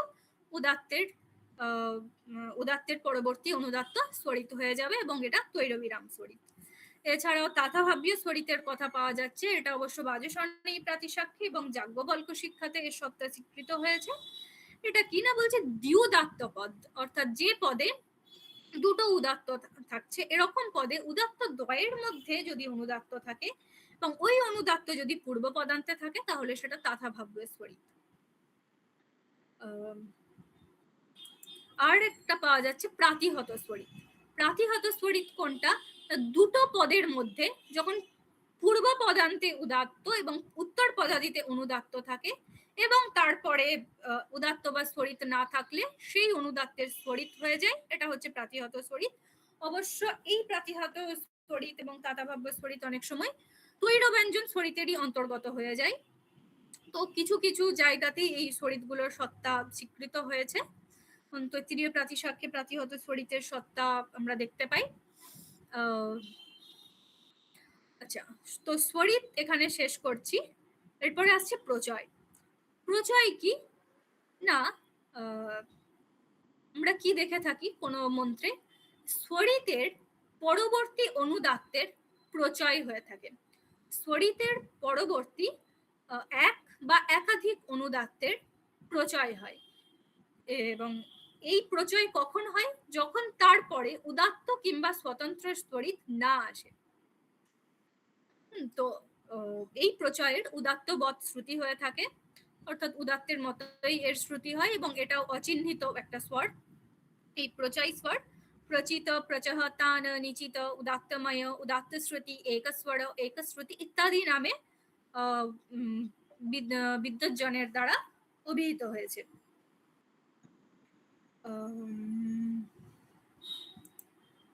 আচ্ছা, পাণিনি এখানে সূত্র করছেন স্বরিতাৎ সংহিতায়াম অনুদাত্তানাম। স্বরিতের পরবর্তী যে অনুদাত্ত আসছে, সেটা এক বা একাধিক অনুদাত্ত আসছে, সেগুলোর প্রচয় সংজ্ঞা হবে। এবং শৌনক সেম কথা বলছেন, স্বরিতাৎ অনুদাত্তানাম পরেষাং প্রচয়ঃ স্বরঃ উদাত্ত শ্রুতিতাম ইয়ান্কেকম দ্বে বা বহুনি বা। তো স্বরিতের পরস্থিত যে অনুদাত্ত, তার প্রচয় হচ্ছে, সেটা একটা বর্ণই হোক কিংবা একাধিক বর্ণই হোক, এবং সেটার উদাত্ত শ্রুতি হচ্ছে, অর্থাৎ উদাত্তের মতন সেটার উচ্চারণ হচ্ছে, এবং এই প্রচয় ততক্ষণ পর্যন্তই চলবে যতক্ষণ না কোনো উদাত্ত বা স্বতন্ত্র স্বরিত না আসছে। যদি এই প্রচয়ের পরে কোনো উদাত্ত বা স্বতন্ত্র স্বরিত চলে আসে, তো তার পূর্ববর্তী যে প্রচয় সেটার অনুদাত্ত হয়ে যাবে। তো কিন্তু পাণিনির মতে আবার অনুদাত্তের পর উদাত্ত বা স্বরিত থাকলে এর পূর্ববর্তী যে অনুদাত্ত সেটা সন্ন্যতর বা অনুদাত্ততর হয়ে থাকে। এই যে বলা হলো না, স্বরিতের পরের অনুদাত্ত গুলো প্রচয় সংজ্ঞায় সংজ্ঞায়িত করা হচ্ছে, তো সেটা সামান্য স্বরিত বা স্বতন্ত্র স্বরিত দুটোই হতে পারে। স্বরিতের পরবর্তী এই যে মে, এই স্বরিতের পরবর্তী এই যে এতগুলো গঙ্গে, যমুনে, সরস্বতী করে এই যে বর্ণগুলো রয়েছে, এই সবগুলোর প্রচয় হয়ে যাচ্ছে, এবং এই প্রচয় ততক্ষণই চলবে যতক্ষণ না এর পরে কোনো উদাত্ত বা স্বতন্ত্র স্বরিত না আসছে। যখনই উদাত্ত বা স্বতন্ত্র স্বরিত আসবে, এর পূর্বস্থিত প্রচয়ের অনুদাত্ত হয়ে যাবে। পাণিনির মতে এটা সন্ন্যতর বা অনুদাত্ততর হবে। এই যে একশ্রুতি কথাটা বলা হলো প্রচয়ের ক্ষেত্রে, এটা আশলায়ন সৌত সূত্রে বলা হচ্ছে যে উদাত্তানুদাত্ত স্বরিতানাম পরসন্নিকর্ষ ঐকশ্রুতম। তো একে একশ্রুতি হিসেবেও এর উল্লেখ পাওয়া যায়। আচ্ছা, তৈত্তিরীয় প্রাতিশাক্যের বৈদিক বরণ ভাষ্যে একটা বলা হচ্ছে উভয় কারণ রহিত প্রচয়ঃ উভয় কারণ সমাবেশজন্য স্বরিত। স্বরিত এবং প্রচয়ের মধ্যে একটা ডিফারেন্স এখানে বলা হচ্ছে যে উদাত্ত অনুদাত্তের উভয়করণ সমাবেশ জন্য হচ্ছে স্বরিত, এবং উভয়করণ রহিত হচ্ছে প্রচয়। অ্যাকচুয়ালি এখানে কি বোঝানো হচ্ছে ঠিকঠাক ক্লিয়ার না আমাদের কাছে, কিংবা আমরা এটা ঠিকঠাক কতটা উচ্চারণ করতে পারবো সেটাও ক্লিয়ার না। বাট কাশিকাকারের মতে যেখানে উদাত্তাদি স্বরের ভেদ যেখানে তিরোহিত হচ্ছে সেটা হচ্ছে একশ্রুতি। আবার পাণিনি বলছেন যে যজ্ঞ কর্মে জপ, ন্যুঙ্খ এবং সাম এই তিনটেকে বাদ দিয়ে বাকি সব ক্ষেত্রেই একশ্রুতির প্রয়োগ হয়, অর্থাৎ যে কোনো একটা স্বরের প্রয়োগ, উদাত্ত অনুদাত্ত স্বরিত এই তিনটে প্রযত্ন না করে যে কোনো একটা প্রযত্নের দ্বারা উচ্চারণ। প্রথমে বৈদিক ঋষিরা প্রথমে ত্রৈশ্বর্য যোগেই যাগযজ্ঞ করতেন, এখানে উদাত্ত অনুদাত্ত স্বরিত স্বরের প্রয়োগ হতো। কালক্রমে এটা একশ্রুতিতে আসে, এবং আস্তে আস্তে যখন আমরা লৌকিক সাহিত্যে আসছি তখন কিন্তু এই স্বরের এই ব্যাপারগুলো কিন্তু প্রায় বিলুপ্ত হয়ে যায়। আচ্ছা, এরপর আমাদের শেষ স্বর কম্পস্বর। কম্পস্বর কোনটা? ঋগ্বেদ প্রাতিশাক্যকারের মতে এই যে আলোচনা করলাম না স্বরিতের ভেদগুলো, জাতীয় অভিনিহিত ক্ষৈপ্র এবং প্রশ্লিষ্ট, এই স্বরিতগুলো কম্পিত ভাবে উচ্চারিত হয়। কখন কম্পিত ভাবে উচ্চারিত হয় না, এদের পরে যখন উদাত্ত বা স্বতন্ত্র স্বরিত থাকছে, জাত্য অভিনিহিত ক্ষৈপ্র এবং প্রশ্লিষ্ট এই স্বতন্ত্র স্বরিতগুলোর পরে যদি উদাত্ত বা স্বতন্ত্র স্বরিত থাকছে, তখন এই স্বতন্ত্র স্বরিত গুলোর যে অনুদাত্তাংশ সেখানে একটা কম্পন অনুভূত হয় এবং ওখানে কম্পস্বরের উৎপত্তি হয়। এই স্বতন্ত্র স্বরিতগুলোর অব্যবহিত পরে যদি পুনঃ উদাত্ত বা স্বতন্ত্র স্বরিত দৃষ্ট হয়, তখন তার প্রথম স্বরিতটির যে অনুদাত্তাংশ আছে, অর্থাৎ স্বরিত উদাত্ত এবং অনুদাত্তের সমাহারে গঠিত হয়, তো সেই অনুদাত্তাংশের যে অনুমাত্রা কালের জন্য, অনুমাত্রা অর্থাৎ 1/4 মাত্রা কালের জন্য এটা নিহত হয়, অর্থাৎ এখানে একটা কম্পন অনুভূত হয় এবং একে কম্পস্বর বলা হয়। ঋগ্বেদ প্রাতিশাক্যকার বলছেন জাতীয় অভিনিহিতশ্চৈব ক্ষৈপ্র প্রশ্লিষ্ট এব চ এতে স্বরাঃ প্রকম্পন্তে যত্র উচ্চ স্ফুরিতোদয়াঃ। এই স্বরগুলোই প্রকম্পিত হয় যখন এরপরে উদাত্ত বা স্ফুরিত স্বর আসে। যেমন এখানে এই যে যেমন স্বরিতার পরে এই যে উদাত্ত আসছে, এর ফলশ্রুতি হিসেবে এখানে একটা কম্পন আসছে, এটা যেহেতু দীর্ঘ কম্প, তো এখানে 3 সংখ্যাটার প্রয়োগ হয়েছে। এবং এই যে বলা হলো না এই জাতিয়াদি এই স্বরিতগুলোর পরে উদাত্ত বা স্বতন্ত্র স্বরিত এলে তবেই কম্প হবে। তো তৃতীয় প্রাতিসাখ্যে এখানে একটা ডিফারেন্স দেখা যাচ্ছে যে স্বতন্ত্র স্বরিতের পর যদি স্বতন্ত্র স্বরিতই আসে তখনই সেখানে কম্প হয়, এটা একটা ডিফারেন্স আসছে। এছাড়া আচ্ছা, স্বরগুলো আমি এখানে শেষ করছি, মোটামুটি উদাত্ত অনুদাত্ত স্বরিত এবং এছাড়াও যে প্রচয় এবং কম্প রয়েছে এই স্বরগুলো একটু সাধারণভাবে আমি আলোচনা করলাম। এবং এখানে আমি কিছু ইন জেনারেল সাধারণ কিছু স্বর নিয়ম আমি বলছি। তো সাধারণত কোনো বৈদিক মন্ত্রতে আমরা কি দেখতে পাই, পদে যে কোনো পদে একটি উদাত্ত থাকে, সেটা একটি উদাত্ত অথবা একটা স্বতন্ত্র স্বরিত থাকতে পারে। তো একটি উদাত্ত এবং বা স্বতন্ত্র স্বরিতকে ছেড়ে বাকি যে বর্ণগুলো থাকে সেগুলো অনুদাত্ত হয়। এই অনুদাত্তগুলো কখনো কখনো স্বরিতা, কখনো কখনো প্রচয়ে পরিবর্তিত হয়। আবার কিছু পদ সর্বদা অনুদাত্ত হয়ে থাকে, কিছু পদে একাধিক উদাত্ত বর্ণ থাকে, যেমন দ্বিউদাত্ত পদ যেমন পাওয়া যায় বনস্পতি, বাচস্পতি ইত্যাদি ইত্যাদি, বা ত্রিউদাত্ত পদও পাওয়া যায় ইন্দ্রা, বৃহস্পতি, এগুলো। তো যদি একটা পদে যদি উদাত্ত, অনুদাত্ত এবং সামান্য স্বরিত থাকে তাহলে সেই পদটার প্রথমে অনুদাত্ত, মধ্যেখানে উদাত্ত এবং সামান্য স্বরিত তার পরবর্তীতে অবস্থান করবে। যদিও এটা সাধারণ নিয়ম, সব ক্ষেত্রে এই নিয়ম খাটে না।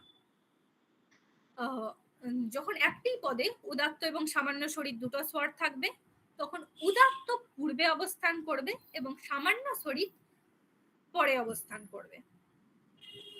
আবার উদাত্তের যে পূর্ববর্তী অনুদাত্ত সেটা সবসময় অপরিবর্তিত থাকবে, কিন্তু উদাত্তের যে পরবর্তী অনুদাত্ত সেটা সামান্য স্বরিতে পরিবর্তিত হবে।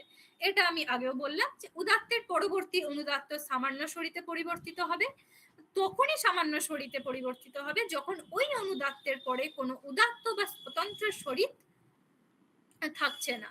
যদি তারপরে কোনো উদাত্ত বা স্বতন্ত্র স্বরিত থাকে তাহলে সেই অনুদাত্ত স্বরিতে পরিবর্তিত হবে না এবং সেটা অনুদাত্ত রূপেই থাকবে।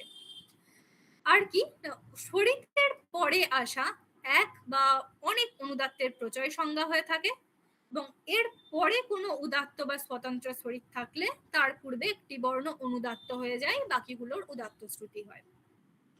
তো কিছু সামান্য স্বরনিয়ম এখানে বললাম। আচ্ছা, তো আজকের এই ব্যাখ্যান সত্রে প্রধান প্রধান তিনটি স্বর এবং সামান্য স্বরনিয়ম এবং কিছু স্বরিতের ভেদ নিয়ে আমি আলোচনা করেছি। আমি জানি না কতটা আমি বোঝাতে পেরেছি বা কতটা নিজে বুঝতে পেরেছি, এবং বেশ তাড়াতাড়ি একটু হয়তো আমার বলা হয়েছে, আমি জানি না কতটা বোঝাতে পেরেছি। বাট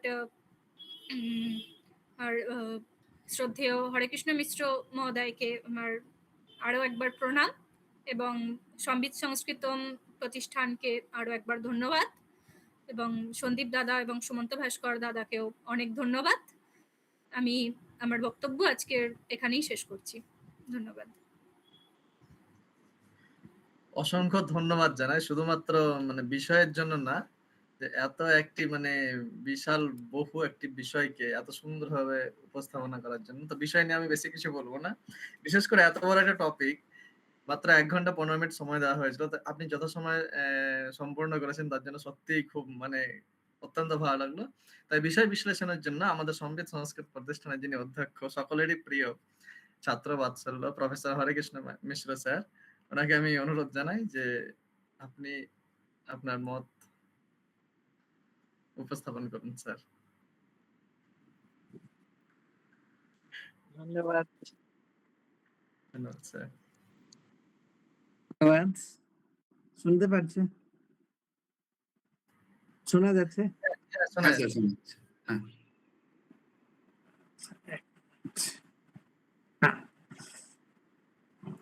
তানিয়া পায়েন আমাদের ছাত্রী, আর শিলচর গুয়াহাটি আসাম ইউনিভার্সিটি শিলচরের গবেষিকা।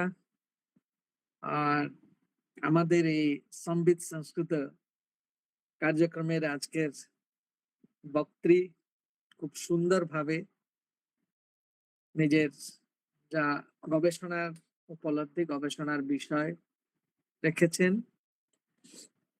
এবং এরকম একটা বিষয় যদিও বহু চর্চিত, তথাপি চর্চা হওয়া সত্ত্বেও এখানে অনেক আনসলভড বা অনেক প্রশ্ন থেকে যায় প্রত্যেকের মনে, যেটা তানিয়া বারবার বলে দিয়েছেন নিজের বক্তব্যের মাধ্যমে, যে যেভাবে স্বরের বা স্বরোচ্চারণের পদ্ধতির প্রসঙ্গে আমাদেরকে শিক্ষিত করা হয়েছে প্রাতিসাখ্যাদি গ্রন্থগুলিতে, ব্যাকরণ গ্রন্থগুলিতে বা আমাদের শিক্ষা গ্রন্থগুলিতে, তাতেই সবকিছু সমাধান হবে তা নয়। তাতেই অনেক সমস্যা আমাদের থেকেই যাচ্ছে। কারণ যেভাবে উনি বহুবার সেই কথা ভিন্ন ভিন্ন প্রসঙ্গে উপস্থাপন করলেন, যে স্বরের উচ্চারণ একটা অভ্যাস এবং একটা ক্রমিকতার বিষয়। একটা জেনারেশন থেকে আরেকটা জেনারেশনে এটা ট্রান্সমিট হয়। এই যে ট্রান্সমিশনটাকে সময়ক্রমে আমরা কি করেছি না সাহিত্যের মধ্যে বা সময়ক্রমে নিয়মবদ্ধ করেছি। যদি আমরা প্রাচীন ভারতের বিচার দেখব, প্রাচীন ভারতীয় শ্রুতি পরম্পরাতে যখনই আমরা বেদাধ্যয়নকে অধ্যয়ন পরম্পরার মধ্যে নিয়ে আসছি, তখনই সাধারণভাবে গুরু শিষ্য পরম্পরায়, কেবল শ্রুতি পরম্পরায় একজন গুরু থেকে তার শিষ্য অনুরূপ ভাবে উচ্চারণটা শিখত। এই অনুরূপ উচ্চারণ যে পদ্ধতি, সেই অনুরূপ উচ্চারণ পদ্ধতিতে যতখানি শিষ্য সফিসিয়েন্ট হতো না, যতখানি শিষ্য তার বিচারকে বা স্বর গুরুর যে স্বরকে যথার্থ অনুবর্তন করতে পারতো না, ততখানি সে উত্তীর্ণ হতো না। তাহলে শিক্ষণ প্রণালীর মধ্যে এই গুরু শিষ্য পরম্পরায় যে আমরা স্বরটাকে শেখালাম, সেই স্বরটা পরবর্তী জেনারেশনে ঠিক সেইভাবেই গেল এবং তার পরবর্তী জেনারেশনে ঠিক সমানভাবেই যাবে, ঠিক তার পরবর্তী জেনারেশনেও সমানভাবে যাবে, অনুকরণাত্মকতাটা কন্টিনিউ করবে। এইটাই একটা মূল বিচার ছিল। এই বিচার কদিন চলবে? এই বিচারে হয়তো তখনকার মানুষের মধ্যে দ্বিমতত্ব এসেছে, বিভেদত্ব এসেছে, স্থানগত ভেদ, গুরুগত ভেদ এবং গুরু পরম্পরাগত ভেদ অনেকভাবে সেটাকে আক্রান্ত করেছে। এইরকম জায়গাগুলিতে বেদ, নির্দিষ্ট বেদ প্রসঙ্গে নির্দিষ্ট রকমের কিছু স্বাতন্ত্র্য, উচ্চারণের কিছু স্বাতন্ত্র্য এসে গেল বা উচ্চারণগত স্বাতন্ত্র্য আছে। সেই স্বাতন্ত্র্যকে আরেকজন মানুষ, মনে করো একজন ঋগ্বেদের মানুষ ঋগ্বেদ পাঠ করছে এবং সেই সমান শব্দ আরেকজন যজুর্বেদের পাঠকর্তা পাঠ করছে, যজুর্বেদের মধ্যে ভিন্ন ভিন্ন শাখায় পাঠ হচ্ছে, কিন্তু দেখা গেল যে সেখানে উচ্চারণের ভিন্নতা, সেখানে স্বরগত ভিন্ন সামান্য বিশেষভাবে কিন্তু থাকে না। যতটুকু উচ্চারণগত ভিন্নতা এলো, সেই ভিন্নতাকে আবার সার্টিফিকেট কে দেবে? ভিন্নতাকে একটা সিস্টেমের মধ্যে কে ফেলবে? প্রথমে তো দ্বন্দ্ব হওয়াটা স্বাভাবিক, কারণ ঋগ্বেদের লোক বলতে পারে আমরা ঠিক বলছি, যজুর্বেদের লোক বলতে পারে আমরা ঠিক বলছি, সামবেদের লোক সেই সমান মন্ত্রকে অন্যভাবে গান করে সে বলবে আমরাই ঠিক করছি। এইরকম একটা জায়গায় একটা সময় আমাদের শিক্ষা গ্রন্থগুলি চলে এলো, বেদের রক্ষার জন্য যে ষড়ঙ্গ এলো, সেই ষড়ঙ্গগুলি তাকে ভিন্ন ভিন্ন ভাবে রেগুলারাইজ করতে চেষ্টা করলো এবং যে সিস্টেম যে শাখায় আছে সেই শাখা অনুরূপ, সেই বেদ অনুরূপ সে তাকে কি করলো না ব্যাখ্যার একটা জায়গায় নিয়ে এলো বা তাকে নিয়মটাকে এক জায়গায় করতে লাগলো।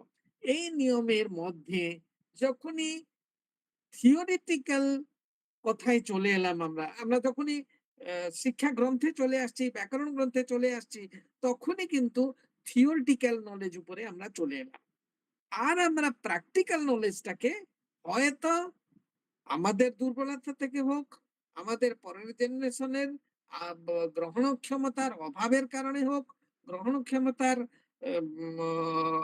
যে শার্পনেস, সেই শার্পনেস অভাবের কারণে হোক, যে কোনো কারণে আমরা কি করলাম না, থিওরিকে এবার আধার করে চললাম।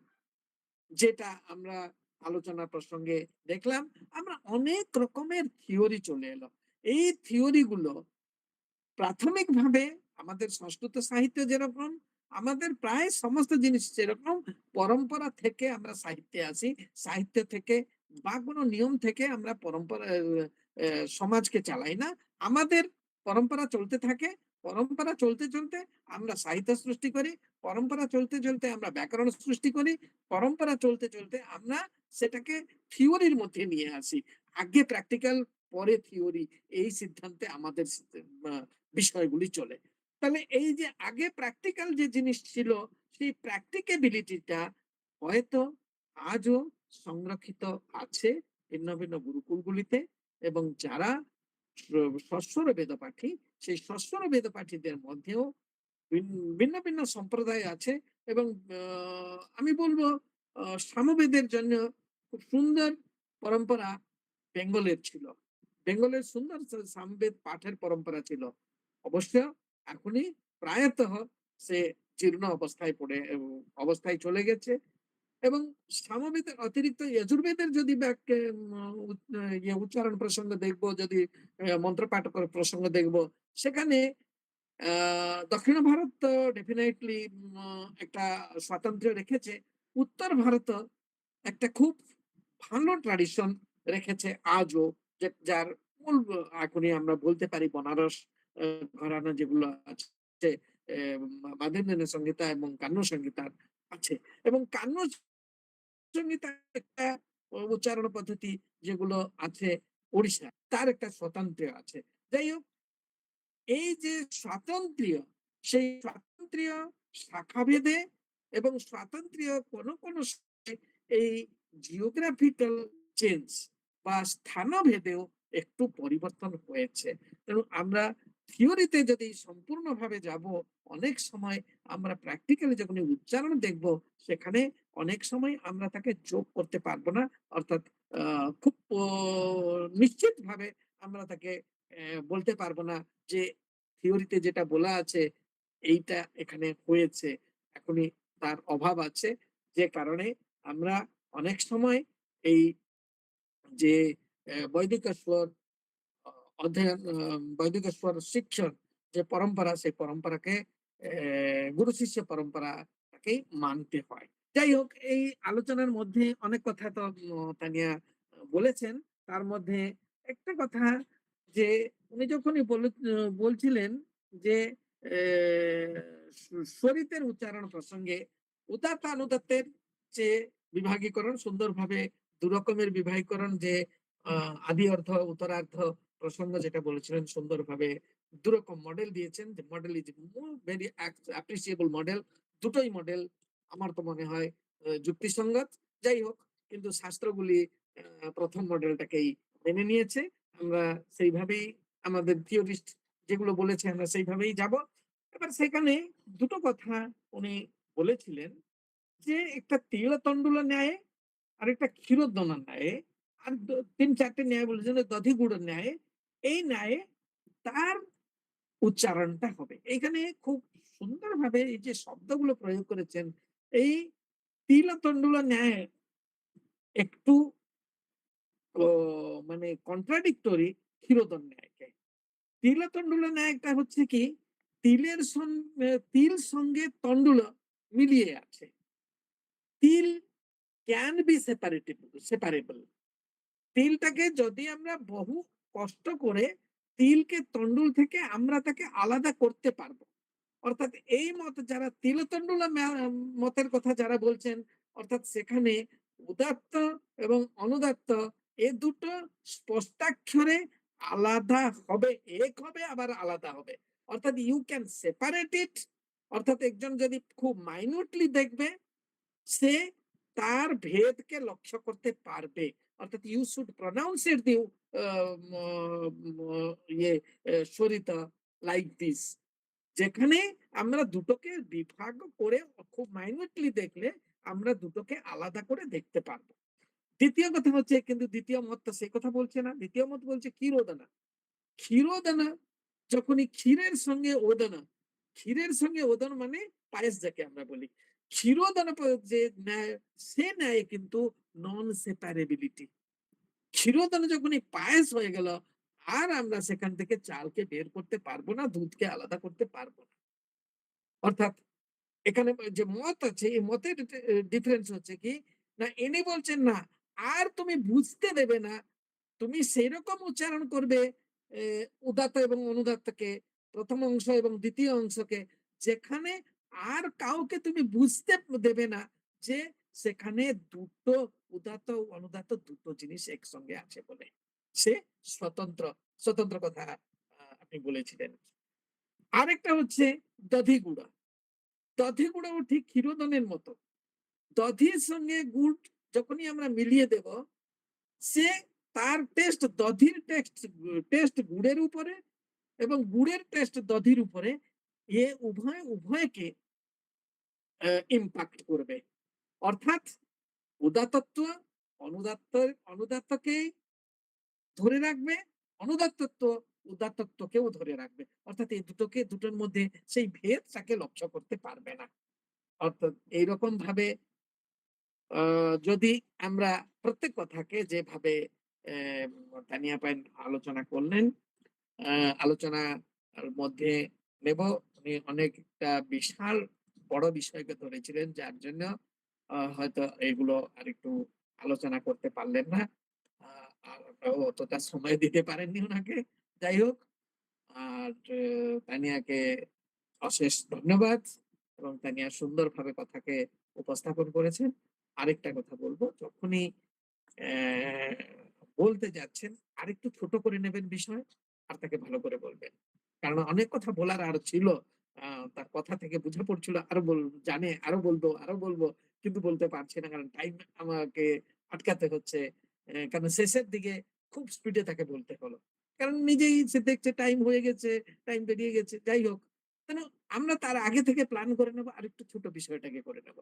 কিছু জিনিস বাদ দিতে পারতো, কমপ্লিট বাদ দিয়ে যতটুকু বলেছে সুন্দরভাবে বলেছ। আরো ডিপ যাওয়ার মতো সুবিধা ছিল, এক্সাম্পল গুলো নিয়েছিলে, কিন্তু এক্সাম্পল গুলো সব ডিটেল বলার মানে মনে হচ্ছিল বলতে যাবে, বলা শুরু করে আবার সেটাকে নিজেকেই প্রশমিত করে নিচ্ছিল। এটা ঠিক আছে, সুন্দর হয়েছে।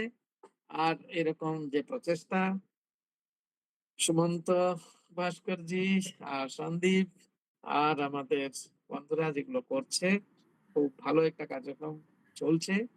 এবং নতুন যে আমাদের প্রজন্ম, এই নতুন প্রজন্মকে, নতুন প্রজন্মরাই তোমরা এগিয়ে নিয়ে যাচ্ছ, খুব ভালো প্রচেষ্টা। এবং দুটো জিনিস হচ্ছে, যারা নবীন ছাত্রছাত্রী তাদের জন্য নতুন কথা শোনা হচ্ছে, এবং যারা গবেষণা করছে, গবেষণার বিষয়টাকে উপস্থাপন করতে গিয়ে গবেষণার মধ্যে নিজের যে ইনভলভমেন্ট, সেই ইনভলভমেন্ট বাড়াতে গেলে আরো নতুন কথা নিজেই পেয়ে যাবে। এমনি স্টেরিওটাইপ নিজে রিসার্চ করছে, সে যেমন হবে তার থেকে তার উন্নতি হবে যখন সে কোনো জায়গায় তাকে প্রস্তুত করবে। প্রস্তুত করার জন্য যে খাটনি, প্রস্তুত করার জন্য যে নিজেকে প্রস্তুত করা, সেই প্রস্তুত করাটা definitely it will increase the quality of the thesis, এবং আমাদের সেটা ভালো একটা কাজ হবে যদি প্রত্যেক এই রিসার্চ স্কলাররা এবং ভিন্ন ভিন্ন সময় এসে এবং উপস্থাপন করতে করতে যদি বিষয়কে মানে নিজের বিষয়ের মধ্যে আরো তার প্রবেশ হয়ে যায়, তাহলে পরবর্তী জেনারেশন জন্য আমরা কিছু করে যাব। ধন্যবাদ, ধন্যবাদ, এইটুকু বলবো। স্যার অনেক ধন্যবাদ স্যার, প্রণাম নেবেন স্যার, আর এভাবে গাইড করতে থাকবেন স্যার। অসংখ্য ধন্যবাদ নেবেন স্যার। আমি এবার কিছু প্রশ্ন উত্তরের জন্য আমি সকলের কাছ থেকে। মানে এখানে যেহেতু একটি কমেন্ট বক্সে একটি প্রশ্ন এসছে, তো সেই প্রশ্ন বিষয়ে আমি আগে সেটা তুলে ধরছি। তারপরে আমি সবার জন্য এটা ওপেন করে দিচ্ছি। প্রথম প্রশ্ন হচ্ছে কমেন্ট বক্সে তাপস সরকার মহাশয়ের প্রশ্ন, যে বলছে মাত্রায়া সহ স্বরস্য কহ সম্বন্ধঃ? মাত্রার সঙ্গে স্বরের অ্যাকচুয়ালি সম্বন্ধটা কি? তো যদি স্যার এবং তানিয়া ম্যাডাম দুজনেই আছেন, তো এটার একটু ক্লিয়ারিটি দিন, তাহলে অবশ্যই খুব উপকৃত হব আমরা সকলেই। আচ্ছা, স্বরবর্ণেরই সাধারণত আমরা এই ভাগগুলো দেখতে পাই। এই হ্রস্ব, দীর্ঘ এবং প্লুত, এই যে মাত্রাগুলো, এই মাত্রাগুলো স্বরবর্ণেরই হয়ে থাকে, ব্যঞ্জন বর্ণের হয় না। তো আমরা যখন উচ্চারণ করছি, যে কোনো বর্ণ উচ্চারণ করছি যখন, সেটা হ্রস্ব হলে সেটা আমরা এক মাত্রা বিশিষ্ট হবে এবং সেটা আমরা সেরকম উচ্চারণ করব, বা যেটা দীর্ঘ বর্ণ হবে সেটা আমরা দুমাত্রা বিশিষ্ট ভাবেই উচ্চারণ করব, বা যেটা প্লুত হবে সেটা আমরা সেই মাত্রা অনুসারেই উচ্চারণ করব। সেটা উদাত্ত হোক বা অনুদাত্ত হোক বা স্ফুরিত হোক, সেটা কিছু ম্যাটার করে না, কেননা স্বরবর্ণেরই ভাগ এগুলো। হ্রস্ব, দীর্ঘ, প্লুত যেরকম স্বরবর্ণের ভাগ, তেমনি উদাত্ত, অনুদাত্ত, স্ফুরিত সেই স্বরবর্ণেরই ভাগ। তো স্বরবর্ণ উচ্চারণ করতে গেলে যেরকম আমরা উচ্চারণ করি, হ্রস্ব হলে আমরা হ্রস্বের মতন উচ্চারণ করি, বা দীর্ঘ হলে দীর্ঘর মতন উচ্চারণ করি, বা প্লুত হলে প্লুতর মতন উচ্চারণ করি, সেরকমই হবে, আর কিছু না। মানে আমার অন্তত পক্ষে এটাই মনে হয়। আমার একটা কথা এখানে বলার আছে। তানিয়া যেটা বললেন, তানিয়া মহোদয়, তো আমার মনে হয় যে মানে যে মাত্রাগুলো থাকে, যে প্রশ্নটা করেছে তাপস বাবু, তো মাত্রার মধ্যে উদাত্ত, অনুদাত্ত এবং স্ফলিত এই ধর্ম সঞ্চারিত হয়। মানে যেটা আমরা পাই একমাত্র ভবেদস্থ দ্বিমাত্রস্থ দীর্ঘ উচ্চতে, ত্রিমাত্রস্থ প্লুতজ্ঞম ব্যঞ্জনম চ অর্ধমাত্রকম। ব্যঞ্জনের কথা আমরা ছেড়ে দেবো। তো হ্রস্ব, দীর্ঘ এবং প্লুত এই তিনটে যে মাত্রা স্বরের যে ধর্ম, এই মানে স্বরের যে স্বরূপ, তার মধ্যে কি হয় যে উদাত্ত, অনুদাত্ত, স্ফলিত এবং স্বরের ধর্মগুলোও সঞ্চারিত হয়। এটা মানে আমার মনে হয় আর কি। হ্যাঁ হ্যাঁ দাদা। স্যার যদি কিছু বলেন এই বিষয়ে। এটা প্রশ্ন ছিল মাত্রা এবং স্বর, সরলভাবে বলতে গেলে স্বর উচ্চারণ পদ্ধতি, একটা বর্ণের উচ্চারণ পদ্ধতি। বর্ণ, স্বরবর্ণ, ব্যঞ্জন বর্ণ উভয় বর্ণের উচ্চারণ পদ্ধতি। স্বর অতিরিক্ত ব্যঞ্জন স্বতন্ত্র ভাবে উচ্চারণ হতে পারে না। তেমন ব্যঞ্জন, তারও ব্যঞ্জনের জায়গা আছে, যখনই হলন্ত বর্ণ উচ্চারণ হচ্ছে তখনই সে ব্যঞ্জন স্বতন্ত্র ভাবে উচ্চারণ হচ্ছে, কিন্তু সেই যে উচ্চারণ সামর্থ্যের অভাব, সেই অভাবটাকে পূরণ করে স্বরবর্ণ। স্বর এরকম একটা জিনিস যেখানে মূল ভিত্তি হচ্ছে তার মাত্রা। আপনার যেটা প্রশ্ন ছিল মাত্রা, মাত্রাটা হচ্ছে স্বরের মূল ভিত্তি, মূল আধার। একটা স্বর যখনই আমরা উচ্চারণ করতে যাচ্ছি, সে স্বরবর্ণ হোক, সে ব্যঞ্জন হোক, সে যে কোনো আমরা একটা ধ্বনি উচ্চারণ করতে যাচ্ছি, তার একটা মাত্রা হবে। আমি কোন মাত্রায় তাকে উচ্চারণ করব, যেরকম একমাত্রা ভবেদস্য ইত্যাদি কথা আলোচনা হলো, অর্থাৎ আমরা কতটুকু সময় তাকে দেব, এবং কতটুকু সময় দেওয়া একটা কথা, এবং কোন সুরে তাকে বলবো সে আরেকটা কথা। অর্থাৎ সেইটা হচ্ছে উদাত্ত, অনুদাত্ত, স্বরিত ইত্যাদি। অর্থাৎ সমান বর্ণ, সমান বর্ণের মধ্যে আমাদের জন্য একটাই বর্ণ হচ্ছে অ। একটা বর্ণ অকে আপনারা সবাই পাণিনি পড়েছেন। একটা বর্ণ অ এর আমরা অষ্টাদশ ভেদ করছি। এই যে অষ্টাদশ ভেদে আমরা চলে যাচ্ছি, অষ্টাদশ ভেদটা কি? এখানে মাত্রাও আছে। প্রথমে হ্রস্ব দীর্ঘ প্লুত করে মাত্রা থাকলো, তারপরে হ্রস্বের সঙ্গে হ্রস্ব উদাত্ত, হ্রস্ব অনুদাত্ত, হ্রস্ব স্বরিত ইত্যাদি ইত্যাদি, তার আবার ভেদ হলো উদাত্ত, অনুদাত্ত, স্বরিত ভেদে। আবার তাকে অনুনাসিক, অনুনাসিক ভেদ হলো ইত্যাদি। এই যে সমস্ত ভেদ, এই যে সমস্ত ভেদ মানে আমরা এই দুটোকে একসঙ্গে নিয়ে চলি। স্বরের কেবল স্বরের অর্থ আমরা বলবো না যে সে মাত্রাটাই তার মুখ্য এবং তার উদাত্ত অনুদাতত্বটা অমুখ্য এবং অনুনাসিকরণটা তার আরো অমুখ্য, এরকম বলতে পারবো না। সবগুলো একসঙ্গে চলে। তেণু মাত্রা এবং স্বরের মধ্যে খুব একটা সমানতা না থাকলেও বিরোধ ভাব কার মধ্যে নেই, এসব একসঙ্গে চলে। ঠিক আছে, তাও মানে আরো ভাবতে হবে। আপনার প্রশ্নের উত্তর যদি পুরো আরো কিছু ভেবে বলা যেতে পারে, দেখি ভাববো। Thank you. Thank you sir, thank you sir. আর যদি কারোর কোনো প্রশ্ন থাকে তো অবশ্যই তুলে ধরতে পারেন। নমস্কার, আমি একটা প্রশ্ন করতে চাই। হুম। সকলকে প্রণাম। খুব সুন্দর ব্যাখ্যান আমরা শুনলাম এতক্ষণ। তো আমার একটা প্রশ্ন নয়, একটা কৌতূহল থেকে এটা জিজ্ঞাসা করছি। আমরা উদাত্ত স্বর বলি যেটা হচ্ছে তালবাদীর ঊর্ধ্বভাগে, অনুদাত্ত বলি যেটা তালবাদীর অধোভাগে, আর শরীফ বলি যেটার মধ্যে উদাত্ত অনুদাত্ত দুটোই বর্তমান। তাহলে যখন শরীফ স্বর আমরা উচ্চারণ করি তখন আমরা দেখি যে এই উচ্চারণটা একটু অধিকক্ষণ, মানে একটু উপরের দিকে স্বর নিয়ে বলছে, যেমন অগ্নিমি, এই মি, এই যে এটা উপরের দিকে চলে যাচ্ছে, শরীফ স্বর বলছি আমরা। আমরা তো একে উদাত্তও বলতে পারতাম, কারণ এটা সবচেয়ে বেশি উপরে হচ্ছে, আর অনুদাত্ত যেটা সবচেয়ে নিচে, আর শরীফ যেটা মিডিলে, এরকম আমরা সূত্রানুসারে যেটা বুঝতে পারছি। প্লাস আরো একটা এখানে প্রসঙ্গ রয়েছে যে উদাত্ত স্বরের ক্ষেত্রে আমরা কোনো চিহ্ন দিচ্ছি না, শরীফ স্বরের ক্ষেত্রে আমরা একটা উপরের দিকে চিহ্ন দিচ্ছি, আর অনুদাত্তের জন্য নিচের দিকে চিহ্ন দিচ্ছি। তো এই কৌতূহল বশত আমার প্রশ্ন যে এটা কেন হচ্ছে এরকম। নেটওয়ার্ক ইস্যু হচ্ছে, প্রশ্নটা বোঝা যাচ্ছে না। রাজেশ আচার্য, বলছি প্রশ্নটা নেটওয়ার্কের জন্য একটু অসুবিধা হচ্ছে। তাহলে বিষয়টা আমার যতটা বোঝা গেল যে শরীরের মধ্যে যে উদাত্ত অনুদাত্ত আছে, তো এটাও তো হতে পারে যে অনুদাত্ত বেশি আছে কি উদাত্ত বেশি আছে কি, যার ফলে উদাত্ত বা অনুদাত্তের আধিক্যের জন্য সেইটাকে ধরা যেতে পারে, এরকম কিছু, তাই তো রাজেশ? আচ্ছা, এখন কি বুঝতে পারছি, শোনা যাচ্ছে?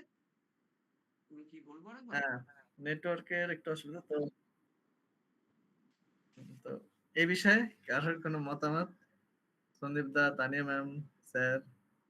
আমি প্রশ্নটা বুঝতে পারিনি, স্যার যদি বুঝতে পেরেছেন স্যার বলবেন। মানে আমি স্যারের অনুমতি নিয়ে একটা কথা বলছি। আমি প্রথম কিছুটা বুঝেছি, তারপরে অবশ্য আর শুনতে পাইনি ঠিকঠাক। আমি এখানে কিছুটা, তাহলে আমি চেষ্টা করছি বলার, আমি অতটা পরিপক্ক নই, তবু যেহেতু প্রথমে তানিয়াকে বলতে দিন, তানিয়াকে বলতে দাও। হ্যাঁ হ্যাঁ হ্যাঁ, অবশ্যই বলুন। ও যেটা বলছে যে যে উদাত্ত আমরা সাধারণত উচ্চভাবে দেখি, কিন্তু শরীতের যখন আমরা উচ্চারণ করতে যাই তখন সেটা উদাত্ত থেকে একটু বেশি, একটু আমরা জোর দিয়ে উচ্চারণ করি, ওটার উদাত্তের থেকে একটু বেশি প্রযত্ন নিয়ে উচ্চারিত হয়। মি যেটা বললেন আপনি, অগ্নিমিলে, এতো ঋক প্রাতিশাখ্য অনুসারে না, এই স্বরিতের প্রথম যে অর্ধাংশ বা প্রথম যে অর্ধমাত্রা, সেটা উদাত্ততর হয়। এটা আমি আগেও প্রেজেন্টেশনে দেখিয়েছি। সেটা কিন্তু উদাত্তের থেকে একটু বেশি জোরে উচ্চারিত হয়। তো এই কারণে হতে পারে ঋগ্বেদের যখন আমরা পাঠ করছি, তখন যখন আমরা স্বরিতের উচ্চারণ করছি, তখন সেটা স্বরিত স্বরের যে প্রথম ভাগ, সেটা আমরা একটু উদাত্তের থেকে একটু বেশি জোরে উচ্চারণ করছি, এবং ঋক্প্রাতিশাখ্য অনুসারে একে তো প্রথম অর্ধমাত্রা বা অর্ধভাগ যাই বলি না কেন, সেটা উদাত্ততর উচ্চারণ হচ্ছে, এবং অবশিষ্ট যে অনুদাত্তাংশ সেটারও উদাত্ত শ্রুতি হয়ে যাচ্ছে। তো ঋক্প্রাতিশাখ্য অনুসারে এই যে স্বরিত স্বরটা অ্যাকচুয়ালি উদাত্ততর হিসেবেই উচ্চারিত হচ্ছে, অর্থাৎ উদাত্তর থেকে একটু বেশি জোরে বা বেশি প্রযত্নের দ্বারা উচ্চারিত হচ্ছে। এই জন্য হয়তো আমরা ঋক শাখা অনুসারে যখন মন্ত্র পাঠ করি তখন হয়তো এরকম হয়।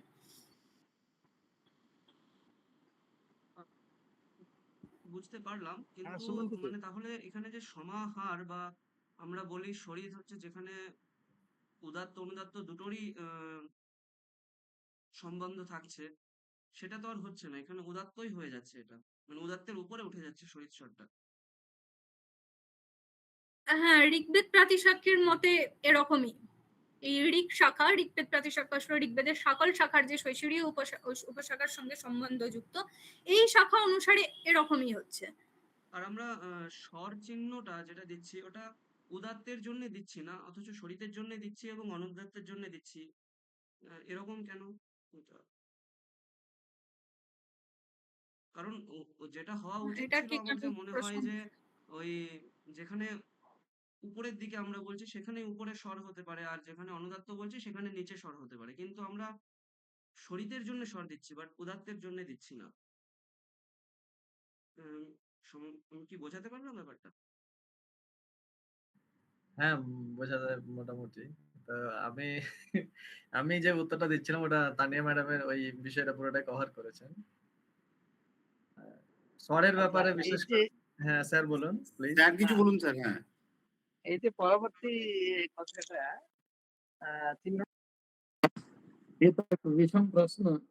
যাই হোক, প্রথম কথা হচ্ছে যখনই উদাত্তর শ্রুতি হচ্ছে সেখান থেকে কিন্তু সে নেমে আসছে। না নেমে আসাটা যদি আমাদের শিক্ষণে আমরা যখনই শিখছি, স্বরিতটাকে আমরা ধরুন মিটাকে উপরে নিয়ে নিলাম। নিয়ে নেওয়ার পর আমি তারপরে কোথায় যাব? আমাকে নিচে নামতে হচ্ছে। আমি উপরে লেভেলে রেখে দিয়ে আসছি না। কেন আমি যখনই নিচে নেমে যাচ্ছি তখনই সে সমাহার কথাটা আপনার যেটা সন্দেহ আছে, আমাকে এই সমাহার অবধি নিয়ে যেতে হবে। কারণ উদাত্তের পর অনুদাত্ত শ্রুতি হবে তার। সরিতটা উদাত্ত অনুদাত্ত দুটো মিক্স হবে।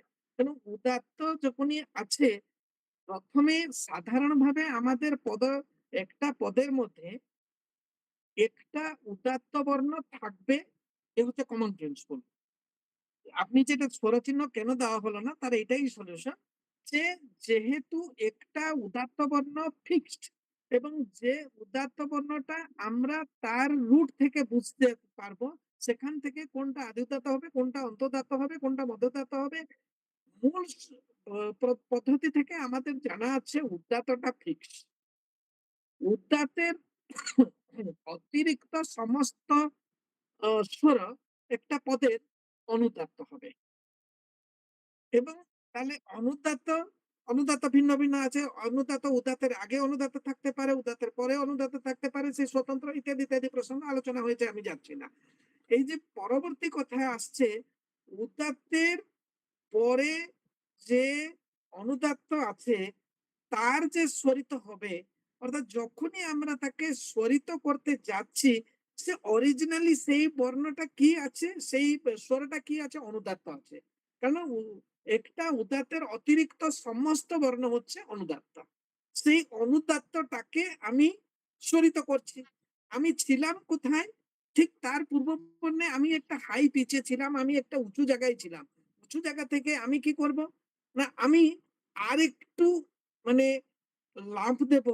যখনই আমি একটা জায়গা থেকে লাফ দেব মানে ডিগিয়ে যাব তখনই আমার কি হবে, I have to make a more effort. আমাকে আরেকটু মানে ফোর্স দিতে হবে। এই ফোর্সের কারণে আমার মনে হয় এটা কোন শাস্ত্রে আমি দেখিনি, আপনার কথা বলা মানে প্রশ্ন থেকে আমার মাথায় এলো এটা যে আমি যখনই লাফাবো এই যে এক্সট্রা ইফোর্ট দেব, সেই এক্সট্রা ইফোর্ট এর কারণে আমার উদাত্তর হচ্ছে প্রথম অংশটা। তারপরে কিন্তু আমাকে নিচে নামতেই হবে এবং নিচে নামাটাই আমার অনুদাত্ত শ্রুতি হবে এবং স্বরিত উভয়েরই মিলন হবে। স্বরিত উদাত্ত থেকে বড় কেবল থাকবে না, সে নিচে নেমে আসবে। ঠিক আছে? ধন্যবাদ স্যার।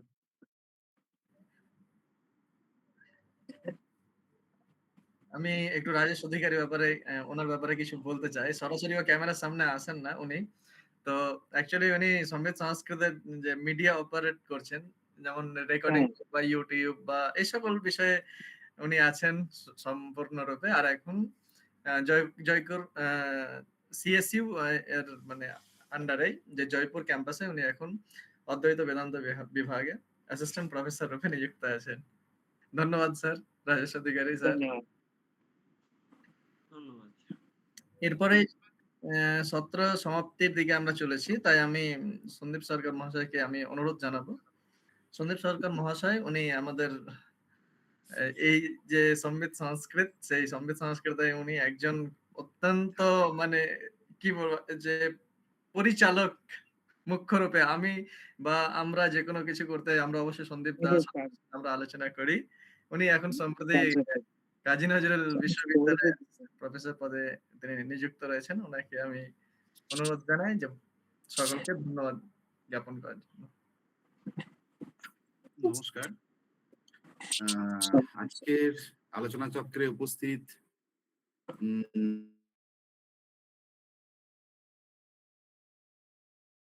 বিশিষ্ট অতিথিবৃন্দ এবং এখানে উপস্থিত সকল ছাত্রছাত্রীবৃন্দ এবং গবেষক গবেষিকাবৃন্দ, আজকের বৈদিক সরবিমর্শ শীর্ষক অনুষ্ঠানের পরিসমাপ্তিতে আমি গভীর কৃতজ্ঞতার সঙ্গে সকলের প্রতি ধন্যবাদ জ্ঞাপন করছি এবং আমার পক্ষ থেকে এবং আমার প্রতিষ্ঠান সম্বিত সংস্কৃতম প্রতিষ্ঠানের পক্ষ থেকে। তো এখানে আজকে প্রথমেই আমাদের আজকের যে বিষয়ের সুবক্ত্রী মাননীয়া তানিয়া পাইন মহাশয়কে সর্বাগ্রে আন্তরিক ধন্যবাদ জানাই। অত্যন্ত তথ্যবহুল এবং একটা জটিল বিষয়, বৈদিক বেদের ক্ষেত্রে স্বর খুব একটা কঠিন এবং অত্যন্ত বেদিক ফোনোলজির একটা গুরুত্বপূর্ণ বিষয়। তো খুব সুন্দরভাবে এবং স্বল্প সময়ের মধ্যে অত্যন্ত তথ্যবহুলভাবে এবং যুক্তিযুক্তভাবে আলোচনা করেছেন। তার প্রাঞ্জল উপস্থাপনের মাধ্যমে বৈদিক স্বরের যে সমস্ত সূক্ষ্ম ধ্বনিতাত্ত্বিক দিকগুলো, উদাত্ত অনুদাত্ত স্বরিত স্বরের প্রয়োগ এবং অর্থ নির্মাণে ক্রিয়দংশ আলোচনা করেছেন। অর্থ নির্মাণে স্বরের ভূমিকা প্রতিফলিত হয়েছে এবং এছাড়াও কম্পস্বর এগুলো উনি তুলে ধরেছেন তার মাধ্যমে। এবং আজকের যে আলোচনা করে এই আলোচনা জ্ঞানের পরিধি সুসমৃদ্ধ এবং বিভিন্ন দিককে ধ্বনিতত্ত্বের ভাবতে আমাদেরকে প্রেরিত করছে এবং বিভিন্ন গবেষণা হতে পারে এবং বেদের ধ্বনিতত্ত্বকে কেন্দ্র লিঙ্গুইস্টিক্স এবং ইন্টারডিসিপ্লিনারি দিক দিয়ে। তো সেই বিষয়গুলো আমরা তার গবেষণার তার যে আলোচনার মাধ্যমে বিভিন্ন চিন্তাগুলোকে মানে কোন কোন দিকে আলোচনা হতে পারে আরো গবেষণামূলক, সেই বিষয়ে উনি সুন্দরভাবে আলোচনা করেছেন এবং বিভিন্ন গবেষণার সম্ভাবনার দ্বারকে উন্মোচন করেছেন। তার জন্য তাকে আমাদের সংস্কৃত প্রতিষ্ঠানের পক্ষ থেকে আবার একবার ধন্যবাদ জানাই এবং আমি সশ্রদ্ধ প্রণাম এবং আন্তরিক কৃতজ্ঞতা জানাই সংস্কৃতের সকল ছাত্রছাত্রী এবং গবেষক গবেষিকাদের অত্যন্ত প্রিয়তম বিশ্বভারতী সংস্কৃত পালিপ্রাকৃত বিভাগের স্বনামধন্য বরিষ্ঠ অধ্যাপক ও বিশ্বভারতীর বৌদ্ধ বিদ্যাধ্যয়ন কেন্দ্রের সুপরিচালক অধ্যাপক হরেকৃষ্ণ মিশ্র মহাশয়কে, যার গবেষণা সুলভ দৃষ্টি আমাদেরকে সততই আমাদের মতো যারা এখন আমরা যারা গবেষণার কার্যে প্রাথমিকভাবে মানে গবেষণা কার্যকে সম্পন্ন করেছি বা যারা গবেষণা মার্গে আছে তাদেরকে সত্যই উনি সমৃদ্ধ করে চলেছেন এবং আজকেও তিনি তার অত্যন্ত মূল্যবান অভিভাষণের মাধ্যমে আজকের আলোচনাটিকে আরো উচ্চতা প্রদান করেছেন এবং স্যার সেটা সবসময়ই করে থাকেন। তো তাকে আমাদের সংবিত সংস্কৃত প্রতিষ্ঠানের পক্ষ থেকে ওনাকে আন্তরিক কৃতজ্ঞতা এবং সশ্রদ্ধ প্রণাম জানাই। তো এবং আজকের আলোচনায় উপস্থিত ছিলেন বিভিন্ন বিশ্ববিদ্যালয়ের অধ্যাপক অধ্যাপিকা বৃন্দ, যেমন কাজী নজরুল বিশ্ববিদ্যালয়ের অধ্যাপক ডক্টর জয়দীপ নমদাস এবং আমাদের সম্বিত সংস্কৃতির কার্যকর্তা রাজস্থান জয়পুর পরিসরের অদ্বৈত বেদান্ত বিভাগের অধ্যাপক রাজেশ অধিকারী এবং এছাড়া উপস্থিত ছিলেন বাঁকুড়া খ্রিস্টান কলেজের সংস্কৃত বিভাগের অধ্যাপক আশিস ঘুরুই মহাশয় এবং এছাড়া উপস্থিত ছিলেন কেন্দ্রীয় বিশ্ববিদ্যালয়ের TGT teacher 10 graduate teacher Haripada Kuila মহাশয় এবং এছাড়াও আমি অনেকের নাম জানি না, অনেকে উপস্থিত ছিলেন। তো তাদের প্রত্যেককে আমাদের সংস্কৃত প্রতিষ্ঠানের পক্ষ থেকে ধন্যবাদ জানাই এছাড়া আজকের আলোচনায় উপস্থিত সকল অতিথিবৃন্দকে, উপস্থিত ভারতবর্ষের বিভিন্ন বিশ্ববিদ্যালয়ের বিভিন্ন প্রান্তের বিশ্ববিদ্যালয়ের গবেষক এবং গবেষিকাদেরকে এবং প্রত্যেক ছাত্রছাত্রী বৃন্দদেরকে আন্তরিক ধন্যবাদ জানাই। আপনাদের সক্রিয় অংশগ্রহণ এই অনুষ্ঠানকে আরো প্রাণবন্ত করে তুলেছে এবং আমরাও আরো উৎসাহিত বোধ করছি। তো পরিশেষে যাদের কথা না বললেই নয়, সম্বিত সংস্কৃত প্রতিষ্ঠানের পরিচালক ডক্টর সুমন্ত ভাস্কর মহাশয় এবং আমাদের, আমি আগে স্যারের কথা বলেছি, তো স্যারই মানে আমাদের সম্বিত সংস্কৃত প্রতিষ্ঠানের উপদেশক মাননীয় বরিষ্ঠ অধ্যাপক হরকৃষ্ণ মিশ্র মহাশয় এবং রাজেশ অধিকারী মহাশয় কে আমার পক্ষ থেকে ধন্যবাদ জানাই। আজকের চর্চা সত্রের সফল বাস্তবায়নের জন্য তাদের অভিজ্ঞতা এবং তাদের যে পরিশ্রম তাদের কুর্নিশ জানাই এবং আমার তরফ থেকেও তাদেরকে সশ্রদ্ধ কৃতজ্ঞতা এবং আন্তরিক ধন্যবাদ জানাই। এবং পরিশেষে এই আশা ব্যক্ত করছি যে আজকের এই বৈদিক স্বরবিমর্শ আমাদের ভবিষ্যৎ গবেষণা এবং মানে অধ্যয়নের নতুন প্রেরণা যোগাবে এবং বিভিন্ন যে সমস্ত ইন্টারডিসিপ্লিনারি বিভিন্ন যে সমস্ত রিসার্চ ওয়ার্ক গুলো হতে পারে, যেমন জেনারেটিভ ফোনোলজি, অপটামিলিটি থিওরি, এইসব বিষয় নিয়ে আমরা আরো ভাবতে পারবো এবং আজকে যার সত্রে যে সমস্ত নতুন গবেষক গবেষিকা বৃন্দ এবং যে সমস্ত যারা আগামী দিনে গবেষণা কার্যে প্রবৃত্ত হবে তাদেরকে প্রেরণা যোগাবে বলেই মনে করি।